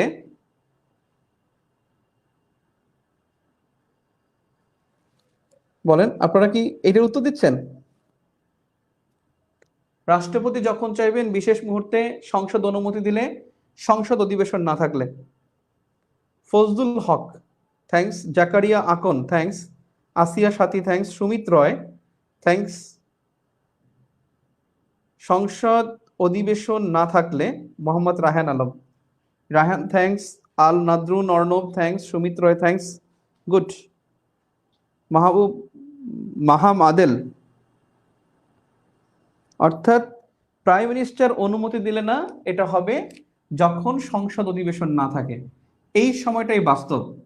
এই সংসদ অধিবেশন না থাকলে যখন প্রয়োজন হবে তখন রাষ্ট্রপতি অধ্যাদেশ জারি করবেন। আর অধ্যাদেশ জারির ক্ষমতা কিন্তু একমাত্র রাষ্ট্রপতির। প্রধানমন্ত্রী চাইলে এটা এটা উত্তর হয় না। এখন একটা বিষয় আছে, আপনি আমি কি বলি, আপনি আমি বলি যে রাষ্ট্রপতি প্রধানমন্ত্রীর পরামর্শ ছাড়া দুটি কাজ করতে পারেন। এক, রাষ্ট্রপতি প্রধানমন্ত্রী নিয়োগ, চিফ জাস্টিস নিয়োগ। কিন্তু বলা আছে যে বাকি সব কাজে প্রধানমন্ত্রীর পরামর্শ নিয়ে রাষ্ট্রপতি কার্য সম্পাদন করবেন। তবে তিনি কি পরামর্শ নিয়েছেন সে সম্পর্কে কোনো আদালত তাকে প্রশ্ন করা যাবে না। এখন রাষ্ট্রপতি যদি বলে যে না আমাকে সে, মানে যদি আপনি বলেন যে প্রধানমন্ত্রী যদি বলে যে আমি অনুমতি দেইনি, তিনি দিচ্ছেন, কারণ এটা যদি কথা বলা যাবে না। এখন যদি রাষ্ট্রপতি পার্লামেন্ট ডিসলভ করে দেয়, পার্লামেন্ট ভেঙে দিল, রাষ্ট্রপতির ইচ্ছা হলো পার্লামেন্ট ভেঙে দিল, যেটা গত বিএনপি গভর্নমেন্ট যেটা ভয় পাইছিল। বিএনপি গভর্নমেন্ট কি করছিল, যে ওনার নাম যেন কি, বদরুদ্দোজা চৌধুরী, ডাক্তার বি চৌধুরী নিয়ে একটা আশঙ্কা তৈরি হলো যে সে আসলে উল্টাপাল্টা কথা বলে যে কোনো পার্লামেন্ট ডিসলভ করে দিতে পারে। এখন কথা আছে যে প্রধানমন্ত্রী স্বাক্ষরযুক্ত অনুমতিতে তিনি পার্লামেন্ট ভেঙে দিতে পারবেন। কিন্তু পার্লামেন্টের যদি রাষ্ট্রপতি স্বাক্ষর ছাড়াই পার্লামেন্ট ভেঙে দেয়, রাষ্ট্রপতি জিজ্ঞেস করার ক্ষমতা নাই। কারণ রাষ্ট্রপতি আদৌ অনুমতি নিয়েছেন কিনা সে সম্পর্কে কোনো আদালতে কোনো কিছু জিজ্ঞাসা করা যাবে না, স্বাক্ষরও দেখতে পারবেন না, কারণ সুযোগ নাই তো। একেবারেই রাষ্ট্রপতি ব্যাপারটা আপনি নিতেই পারবেন না। ক্লিয়ার? হ্যাঁ, কোর্ট অফ রেকর্ডস তো supreme court, court of records supreme court.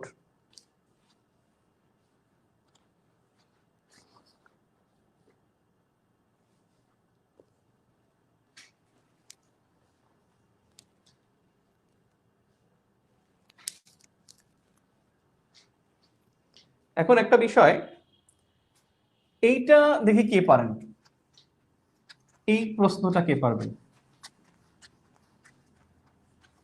এই প্রশ্নটা এটা হলো রাষ্ট্রপতি কতদিনের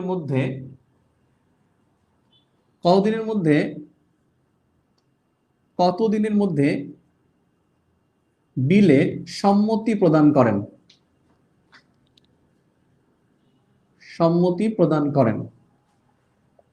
এ 7 দিন, বি 15 দিন,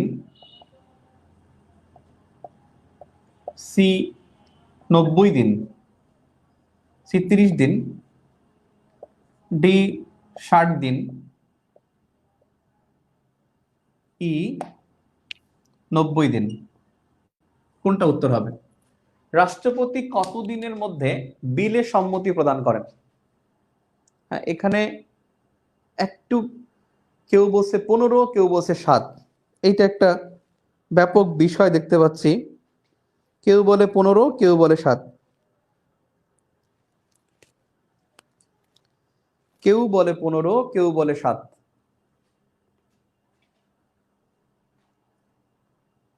অন এন্ড টু। এখন একটা বিষয়, যখন বিল বলবে তখন সেটা 15 দিন, আর যখন সংশোধনী পাশ হওয়ার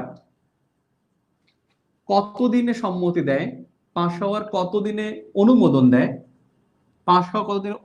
দেয়, সেইটা হবে কিন্তু 7 দিন।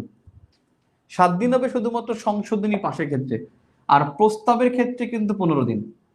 এটা কিন্তু মনে রাখবেন। এখন একটা বিষয় হলো যে কোনো বিলে যখন সম্মতি প্রদান করেন তিনি 15 দিনের মধ্যে সম্মতি প্রদান করেন। যদি 15 দিনের মধ্যে সম্মতি, ধরেন একটা বিল আপনি উত্থাপন করলেন, আপনি বললেন যে ছাগলে রং করা হবে, একটা প্রস্তাব দিলেন, একটা প্রস্তাব বা বিল উত্থাপন করলেন। আপনি যে কোনো প্রস্তাব দিবেন, যখন কোনো এমপি প্রস্তাব দেয় পার্লামেন্টে, তখন তাকে বলা হয় বেসরকারি বিল। এমপির সকল প্রস্তাব হলো বেসরকারি বিল। আর যখন কোনো মিনিস্টার, মন্ত্রী কোনো প্রস্তাব দেন, তখন সেটা হয়ে যায় সরকারি বিল, সেটা সরকারি বিল। কিন্তু এখানে কিন্তু বলা নাই বিলে সম্মতি দেবেন, কিন্তু সরকারি না বেসরকারি কিন্তু বলা নাই, বিলে সম্মতি দেবেন। এখন দেখেন, ছাগলের রং করা হবে, ছাগলের গায়ে মনে করেন আপনি সব আলকাতরা মাখে দেবেন, এই বিল একটা উত্থাপন করলো, সেই বিলটা সম্মতি দিবে তিনি 15 দিনে। এখন যদি 15 দিনে সে আপত্তি জানায়, তখন কি ঘটবে? যদি রাষ্ট্রপতি আপত্তি জানায়, তখন কিন্তু এই বিলটা আবার পার্লামেন্টে চলে যাবে। তখন পার্লামেন্ট কিছু সংশোধন করতে বলবে, রাষ্ট্রপতি সংশোধন করে তারপর উত্থাপন করবেন। দ্বিতীয়বার উত্থাপন করলে এতে যদি প্রেসিডেন্ট সম্মতি দেয় বা না দেয়, তারপরে 7 দিন পর এটা দিয়েছেন বলে বিবেচিত হবে, দিয়েছেন বলে বিবেচিত হবে। কারণ কি আছে, সংশোধনী পাশ হওয়ার কতদিনে অনুমোদন হয়? 7 দিনে। এটা ওয়ান কাইন্ড অফ সংশোধনী। কোন বিল যদি উত্থাপন করে, বিলটা যদি আপত্তি জানায় রাষ্ট্রপতি, তখন সেটা পার্লামেন্টে চলে যাবে। পার্লামেন্ট যদি সেখান থেকে রাজি না হয়, তখন পরবর্তী 7 দিনের মধ্যে এটা অটোমেটিক পাশ হয়ে যাবে। 30 দিন নির্বাচনের পর রাষ্ট্রপতি অধিবেশন আহ্বান করবেন, অধিবেশন আহ্বান করেন। 60 দিন, এটা হলো 2 অধিবেশনের মেয়াদকাল, 2 অধিবেশনের মেয়াদকাল। আর 90 দিন 2 সংসদের সর্বোচ্চ মেয়াদকাল। দুটি সংসদের মাঝে পার্থক্য থাকবে 90 দিন, দুটি অধিবেশনের মধ্যে পার্থক্য থাকবে 60 দিন। আর নির্বাচনের পর অধিবেশন বসবে 30 দিনের মধ্যে। বিল উত্থাপন করলে 15 দিনের মধ্যে সম্মতি দিবেন। কোন সংশোধনী বিল, যেটা 142 নম্বর অনুচ্ছেদে আছে, 142 নং অনুচ্ছেদ অনুসারে 7 দিনের মধ্যে সংশোধনী পাশ হওয়ার পর রাষ্ট্রপতি অনুমোদন দিবেন।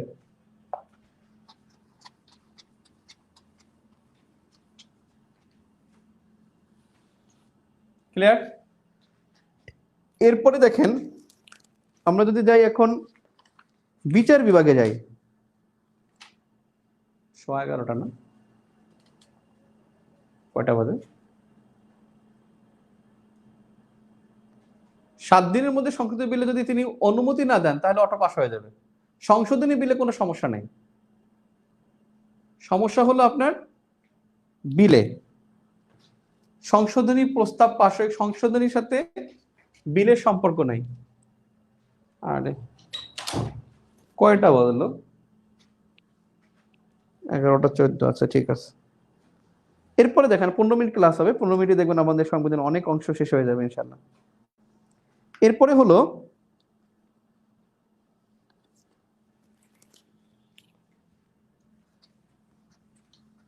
বিচার বিভাগ।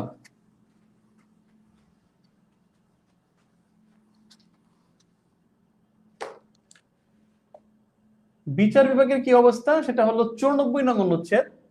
94, এটা হলো সুপ্রিম কোর্ট। সুপ্রিম কোর্ট গঠনের কথা বলা আছে। সুপ্রিম কোর্টের কিন্তু নাম হবে Bangladesh supreme court. Bangladesh supreme court গঠিত হবে এবং রাষ্ট্রপতি যতজন, এটা 94 নং, রাষ্ট্রপতি যতজন বিচারক চাইবেন ততজন হবে, যতজন বিচারক চাইবেন ততজন হবেন, অর্থাৎ ততজনকে নিয়ে সুপ্রিম কোর্ট গঠিত হবে। বর্তমানে যেমন সুপ্রিম কোর্টের বিচারক মাত্র 5 জন, এই 5 জন নিয়ে এটা চলবে। রাষ্ট্রপতি যদি মনে করে যে 100 জন লাগবে, 100 জন হবে, এতে কোনো ধরাবাঁধা নিয়ম নাই, 11 জনের কথা বলবেন না। আর এখানে বাংলাদেশের প্রধান বিচারপতি হবে, বাংলাদেশের প্রধান বিচারপতি হবেন একজন, এবং তার নাম থাকবে বাংলাদেশের প্রধান বিচারপতি, শুধু প্রধান বিচারপতি না। এরপরে আছে যে বিচারক নিয়োগের ব্যাপারে 95 নং অনুচ্ছেদে আছে বিচারক নিয়োগের কথা। বিচারক নিয়োগ, এখন বিষয় হচ্ছে যে বিচারক নিয়োগের যোগ্যতা হলো 10 বছর আইন পেশায় থাকতে হবে। হয়তো আইন পেশায় থাকবেন, নয়তো তিনি কোনো বিচারক থাকবেন কোনো আদালতের। তিনি 10 বছর থাকলে তিনি বিচারক নিয়োগ লাভের যোগ্যতা পাবেন। তিনি বিচারক হবেন এরপরে এই বিচারক নিয়োগের ব্যাপারে বলা হয়েছে যে প্রেসিডেন্ট নিয়োগ দিবেন, প্রেসিডেন্ট নিয়োগ দিবে, নিয়োগ দিবে চিফ জাস্টিসকে। এরপরে হলো চিফ জাস্টিসের সাথে পরামর্শ করে, চিফ জাস্টিসের সাথে পরামর্শ করে প্রেসিডেন্ট অন্যান্য বিচারকদের নিয়োগ দিবে, প্রেসিডেন্ট অন্যান্য বিচারকদের নিয়োগ দিবে। এখন ব্যাপারটা বুঝছেন? তিনি প্রধানমন্ত্রীর অনুমতি ছাড়া দুটি কাজ করতে পারেন, কিন্তু এখানে দেখেন তিনি যদি অন্যান্য বিচারক নিয়োগ দেন সেক্ষেত্রে কিন্তু সে চিফ জাস্টিসের সাথে পরামর্শ করবে, চিফ জাস্টিসের সাথে পরামর্শ করে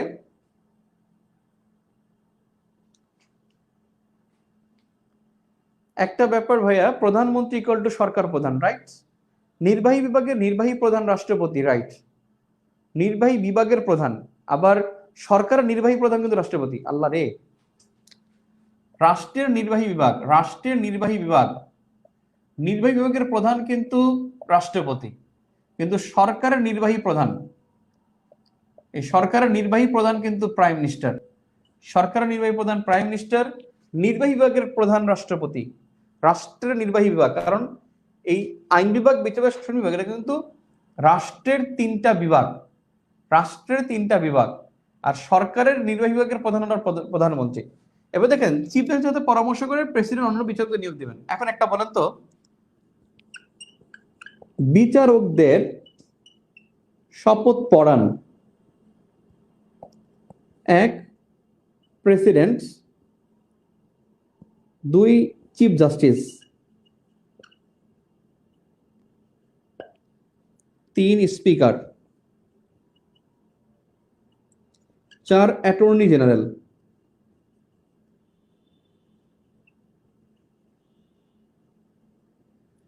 অ্যাটর্নি জেনারেল, তাহলে কি হবে?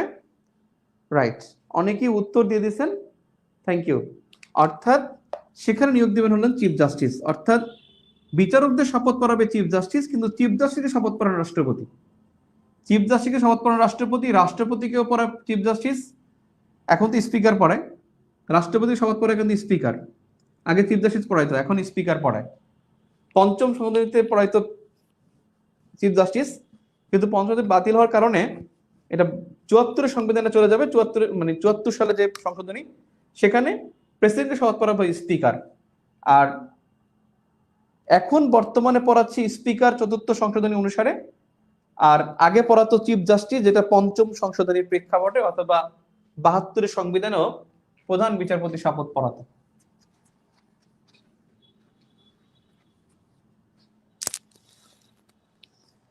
বিচারকদের নিয়ে যেটা বলা আছে ৯৬ নম্বরে যেটা আছে বিচারক পদের মেয়াদ এবং অভিশংসন, ৯৬ নম্বরটা মনে রাখবেন, অভিশংসনের কথা বলা আছে, কিন্তু এটা কি বর্তমানে স্থগিত, বিচারপতিদের অভিশংসন, কিন্তু এটা ১৬তম সংশোধনী, বিচারপতিদের অভিশংসন, এটা বর্তমানে স্থগিত।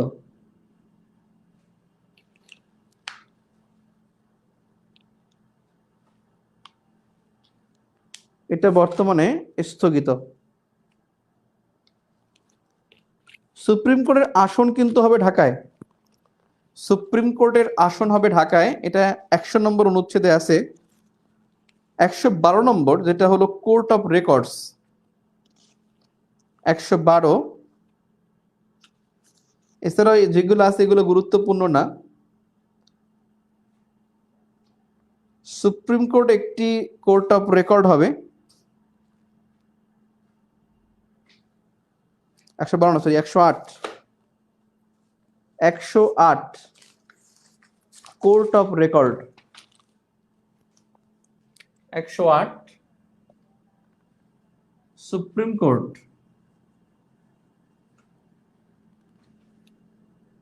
একটি কোর্ট অফ রেকর্ড, একটি court of record. Supreme court একটি,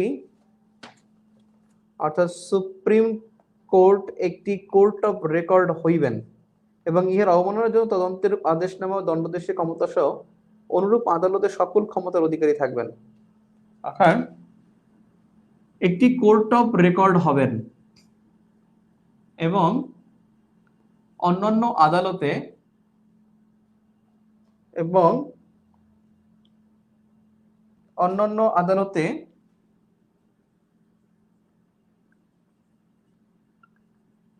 ক্ষমতা প্রদর্শন করবেন বা ক্ষমতা অ্যাপ্লাই করতে পারবেন। অর্থাৎ কোর্ট অফ রেকর্ড এটা হলো সুপ্রিম কোর্ট। 108 নম্বর অনুচ্ছেদ।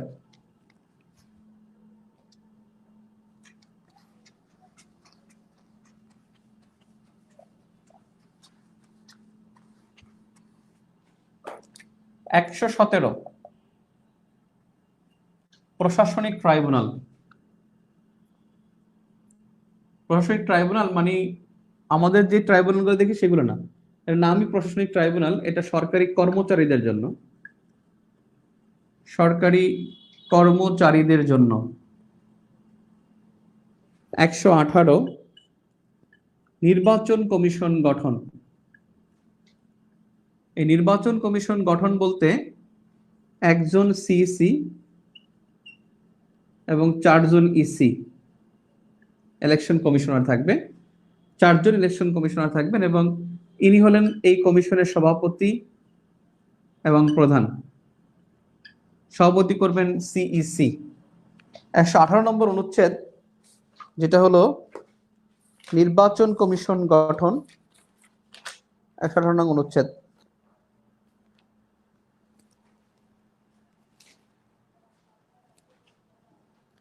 আপনাদের গুরুত্বপূর্ণ হলো ভোটার। 121 প্রাপ্তবয়স্কের ভোটার, প্রাপ্তবয়স্কের ভোটার। 123 121 প্রাপ্তবয়স্কের ভোটার। আর ভোটারের যোগ্যতা কিন্তু 5টা। এটা 122 নং অনুচ্ছেদ আছে, এটা খুব গুরুত্বপূর্ণ। ভোটারের যোগ্যতা, ভোটারের যোগ্যতা 5টি। 1 বিডি নাগরিক, তিনি বিডি নাগরিক হবেন। 2 18 বছর বয়স হবে, 18 বছর বয়স। 3 তিনি পাগল হবেন না,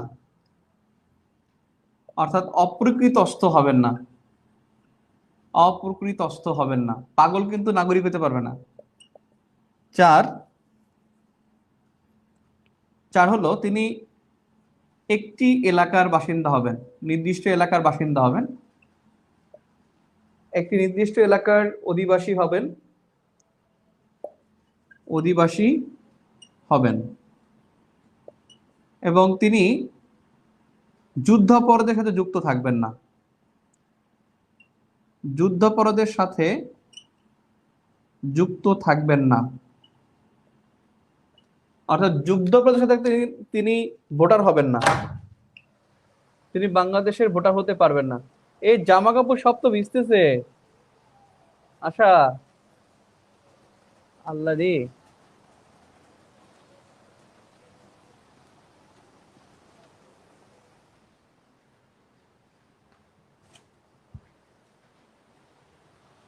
অর্থাৎ বাংলাদেশের নাগরিক হবেন, বাংলাদেশের নাগরিক হইতে হবে, মানে জন্ম সনদ থাকলে হবে, জন্মসূত্রে অথবা যে কোনো ভাবে নাগরিক। অর্থাৎ জন্ম সনদ আছে বা পাসপোর্ট আছে। আর 18 বছর কিন্তু এটা না হলে তো ওগুলো কিছুই হবে না। অর্থাৎ বাংলাদেশের নাগরিক হবেন, 18 বছর বয়স হবে, পাগল হবেন না, এলাকার অধিবাসী হবেন, নির্দিষ্ট এলাকার অধিবাসী হবেন এবং যুদ্ধাপরাধের সাথে যুক্ত থাকবেন না। এটা হলো ভোটারের 5টি যোগ্যতা। আর 123 নম্বর এটা হলো অন্তর্বর্তীকালীন সরকার। এটা পরীক্ষা আসবে না, নিঃসন্দেহে ইনশাল্লাহ আসবে না। অন্তর্বর্তীকালীন সরকার। এরপরে যদি দেখেন 124 গুরুত্বপূর্ণ না হুদাই,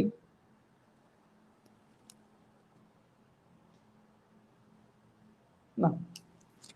এরপরে 127, 127 যেটা হলো মহা হিসাব নিরীক্ষক, মহা হিসাব নিরীক্ষক।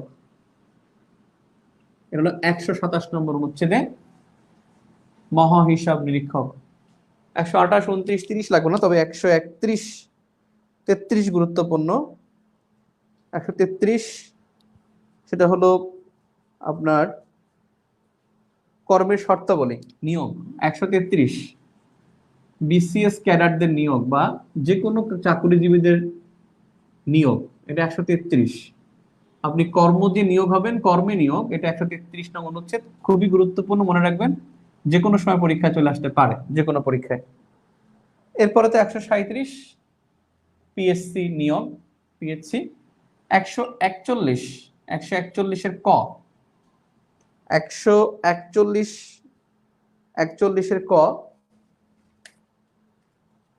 জরুরি অবস্থা জারি, জরুরি অবস্থা ঘোষণা।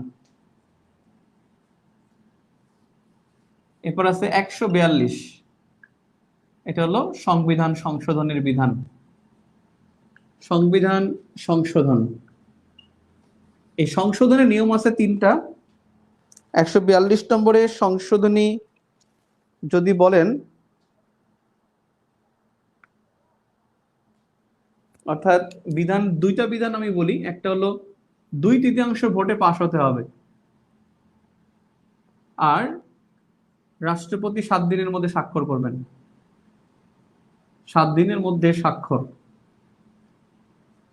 কিন্তু আরেকটা বিষয় ছিল এখানে, আগে গণভোট হইতো, যে সংবিধান সংশোধন করতে হলে সংবিধান সংশোধন করে একটা গণভোটের আয়োজন করা হবে। এই সংশোধনী, এটা বাতিল হয়ে গেছে 15তম সংশোধনীর পরে, এখন আর সেই গণভোটের কোনো সিস্টেম নাই। 142 সংবিধান সংশোধনের বিধান। শেষের অনুচ্ছেদগুলা কিন্তু গুরুত্বপূর্ণ, যে কোনোটাই চলে আসতে পারে। তারপরে হলো 143 প্রজাতন্ত্রের সম্পত্তি, প্রজাতন্ত্রের সম্পত্তি। 143 নং অনুচ্ছেদ আছে প্রজাতন্ত্রের সম্পত্তি। সম্পত্তি কি? সম্পত্তি হলো আপনার আকাশে, মাটিতে, মাটির নিচে যা আছে, আকাশে, মাটিতে, মাটির নিচে, এগুলো সব আপনার সম্পত্তি। অর্থাৎ আকাশ সীমা যেটা আছে সেটা ব্যবহার করতে পারবেন, মাটির মধ্যে যেটা আছে এবং খনিজ যেটা আছে মাটির নিচে সেটা আপনার। 145 খুবই গুরুত্বপূর্ণ, এটা হলো চুক্তি অথবা দলিল। চুক্তি এবং দলিল করবেন আপনি, সেই দলিলটা হলো 145 নং অনুচ্ছেদে। এখন বিষয় হচ্ছে, চুক্তি অবশ্যই সংসদকে অবহিত করতে হবে, অবশ্যই সংসদকে অবহিত করতে হবে। তবে নিরাপত্তার স্বার্থে প্রকাশ নাও করতে পারে। তবে নিরাপত্তার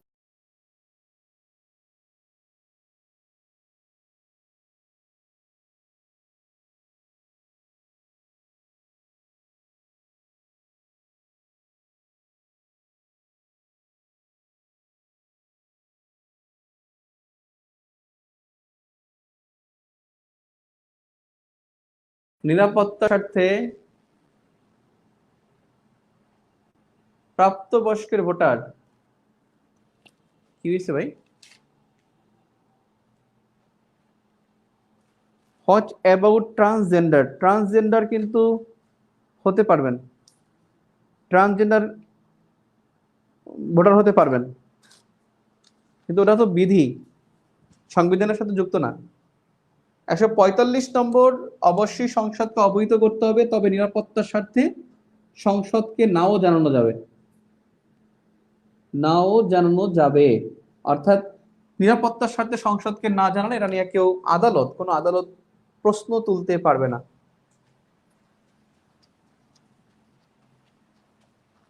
এখানের অনুচ্ছেদগুলো গুরুত্বপূর্ণ খুবই। 146 বাংলাদেশের নামে মামলা, বাংলাদেশের নামে মামলা করা যাবে। 147 বেশি গুরুত্বপূর্ণ না। 148 পদের শপথ, পদের শপথ, অর্থাৎ 9টি পদের শপথ আছে, 9টি পদের শপথ আছে। জন্য সাংবিধানিক পদ হলো 9টা, শপথযুক্ত সাংবিধানিক পদ হলো 9টা। 9টি পদের শপথ: 1 president, 2 prime minister, 3 speaker. Prime minister, minister বলতে যা আছে, অর্থাৎ স্টেট মিনিস্টার যেটা প্রতিমন্ত্রী, এবং হলো ডেপুটি মিনিস্টার, এই সবগুলো কিন্তু 2 নম্বরে ডেপুটি মিনিস্টার হলো উপমন্ত্রী, আর স্টেট মিনিস্টার হলো প্রতিমন্ত্রী। Speaker 4, deputy speaker, deputy speaker 5 হলো মেম্বার অফ পার্লামেন্ট, এমপিস 5, 6 হলো সিইসি, 7 হলো বিপিএসসি, সিএসসি অ্যান্ড ডিসি অর্থাৎ চিফ ইলেকশন কমিশনার এবং ইলেকশন কমিশনার্স। এরপর হলো BPSC chairman, BPSC chairman and members, BPSC chairman and members. 8 controller general, COM controller, controller general অর্থাৎ মহা হিসাব নিরীক্ষক, মহা হিসাব নিরীক্ষক ও নিয়ন্ত্রক।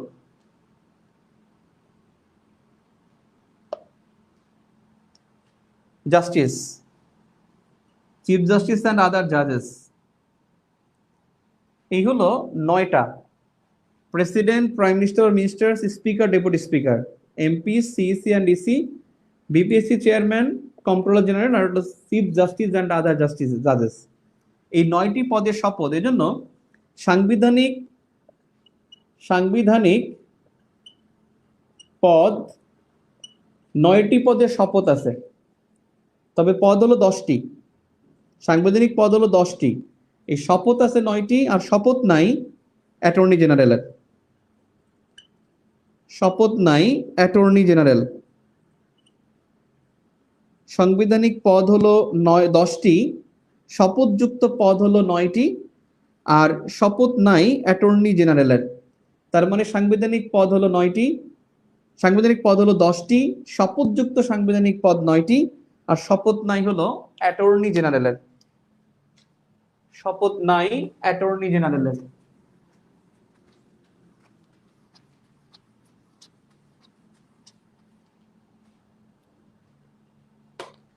একশো 50 নম্বর অনুচ্ছেদ, যেখানে 150 নম্বর অনুচ্ছেদ দরকার নাই, 152 গুরুত্বপূর্ণ। 152 আইন, রাজনৈতিক দল, রাজনৈতিক দল ও সংবিধিবদ্ধ পদ মনে হয়, ও সংবিধিবদ্ধ প্রতিষ্ঠান সম্পর্কে সংজ্ঞা দেওয়া হয়, ও সংবিধিবদ্ধ পদের প্রতিষ্ঠানের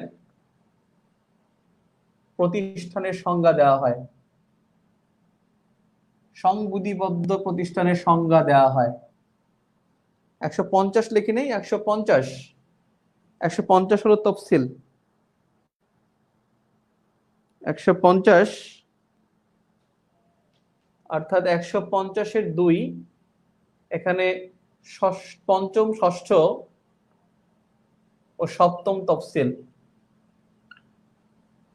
পঞ্চম, ষষ্ঠ, সপ্তম তফসিল। 153 নং অনুচ্ছেদ লাস্ট, এখানে 2টি বিষয় আছে। 153 নং অনুচ্ছেদের 2টি বিষয় আছে, সেটা হলো সংবিধানের নাম, সংবিধানের নাম হবে গণপ্রজাতন্ত্রী বাংলাদেশের সংবিধান, সংবিধানের নাম হবে গণপ্রজাতন্ত্রী বাংলাদেশের সংবিধান। আরেকটা বিষয় হলো যে বাংলা ও ইংরেজির মধ্যে দ্বন্দ্ব হলে বাংলা গ্রহণযোগ্য হবে, বাংলা গ্রহণযোগ্য হবে। বাংলা ও ইংরেজির মধ্যে দ্বন্দ্ব হলে, বাংলা ও ইংরেজির মধ্যে দ্বন্দ্ব হলে, হ্যাঁ 3টা, 152 নং অনুচ্ছেদে 3টা। আর তফসিল 72 সংবিধানের তফসিল, এটা সংযুক্তি ছিল, আমাদের সংবিধানের মধ্যে ছিল না, সংযুক্তি ছিল। সো বিষয়টা হলো যে 153 নং অনুচ্ছেদে যে বাংলা ও ইংরেজির মধ্যে দ্বন্দ্ব হলে বাংলা গ্রহণযোগ্য হবে, কিন্তু 152 নংটা গুরুত্বপূর্ণ, যেখানে আইন, রাজনৈতিক দল ও সংবিধিবদ্ধ পদে প্রতিষ্ঠানের সংজ্ঞা দেওয়া হয়। যাই হোক, আমাদের অনুচ্ছেদ শেষ হলো। আগামীকালকে আমরা সংশোধনী পড়বো ইনশাল্লাহ, সংশোধনী প্লাস সপ্তম এবং অষ্টম অধ্যায় পড়বো।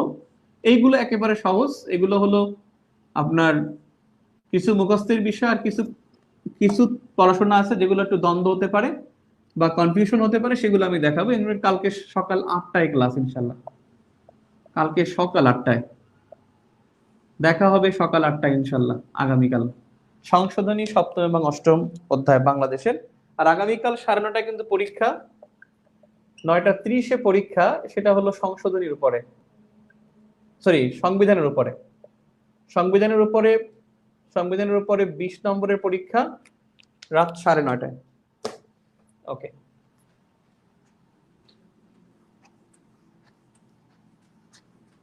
আগামীকাল সকাল 8টায় ক্লাস।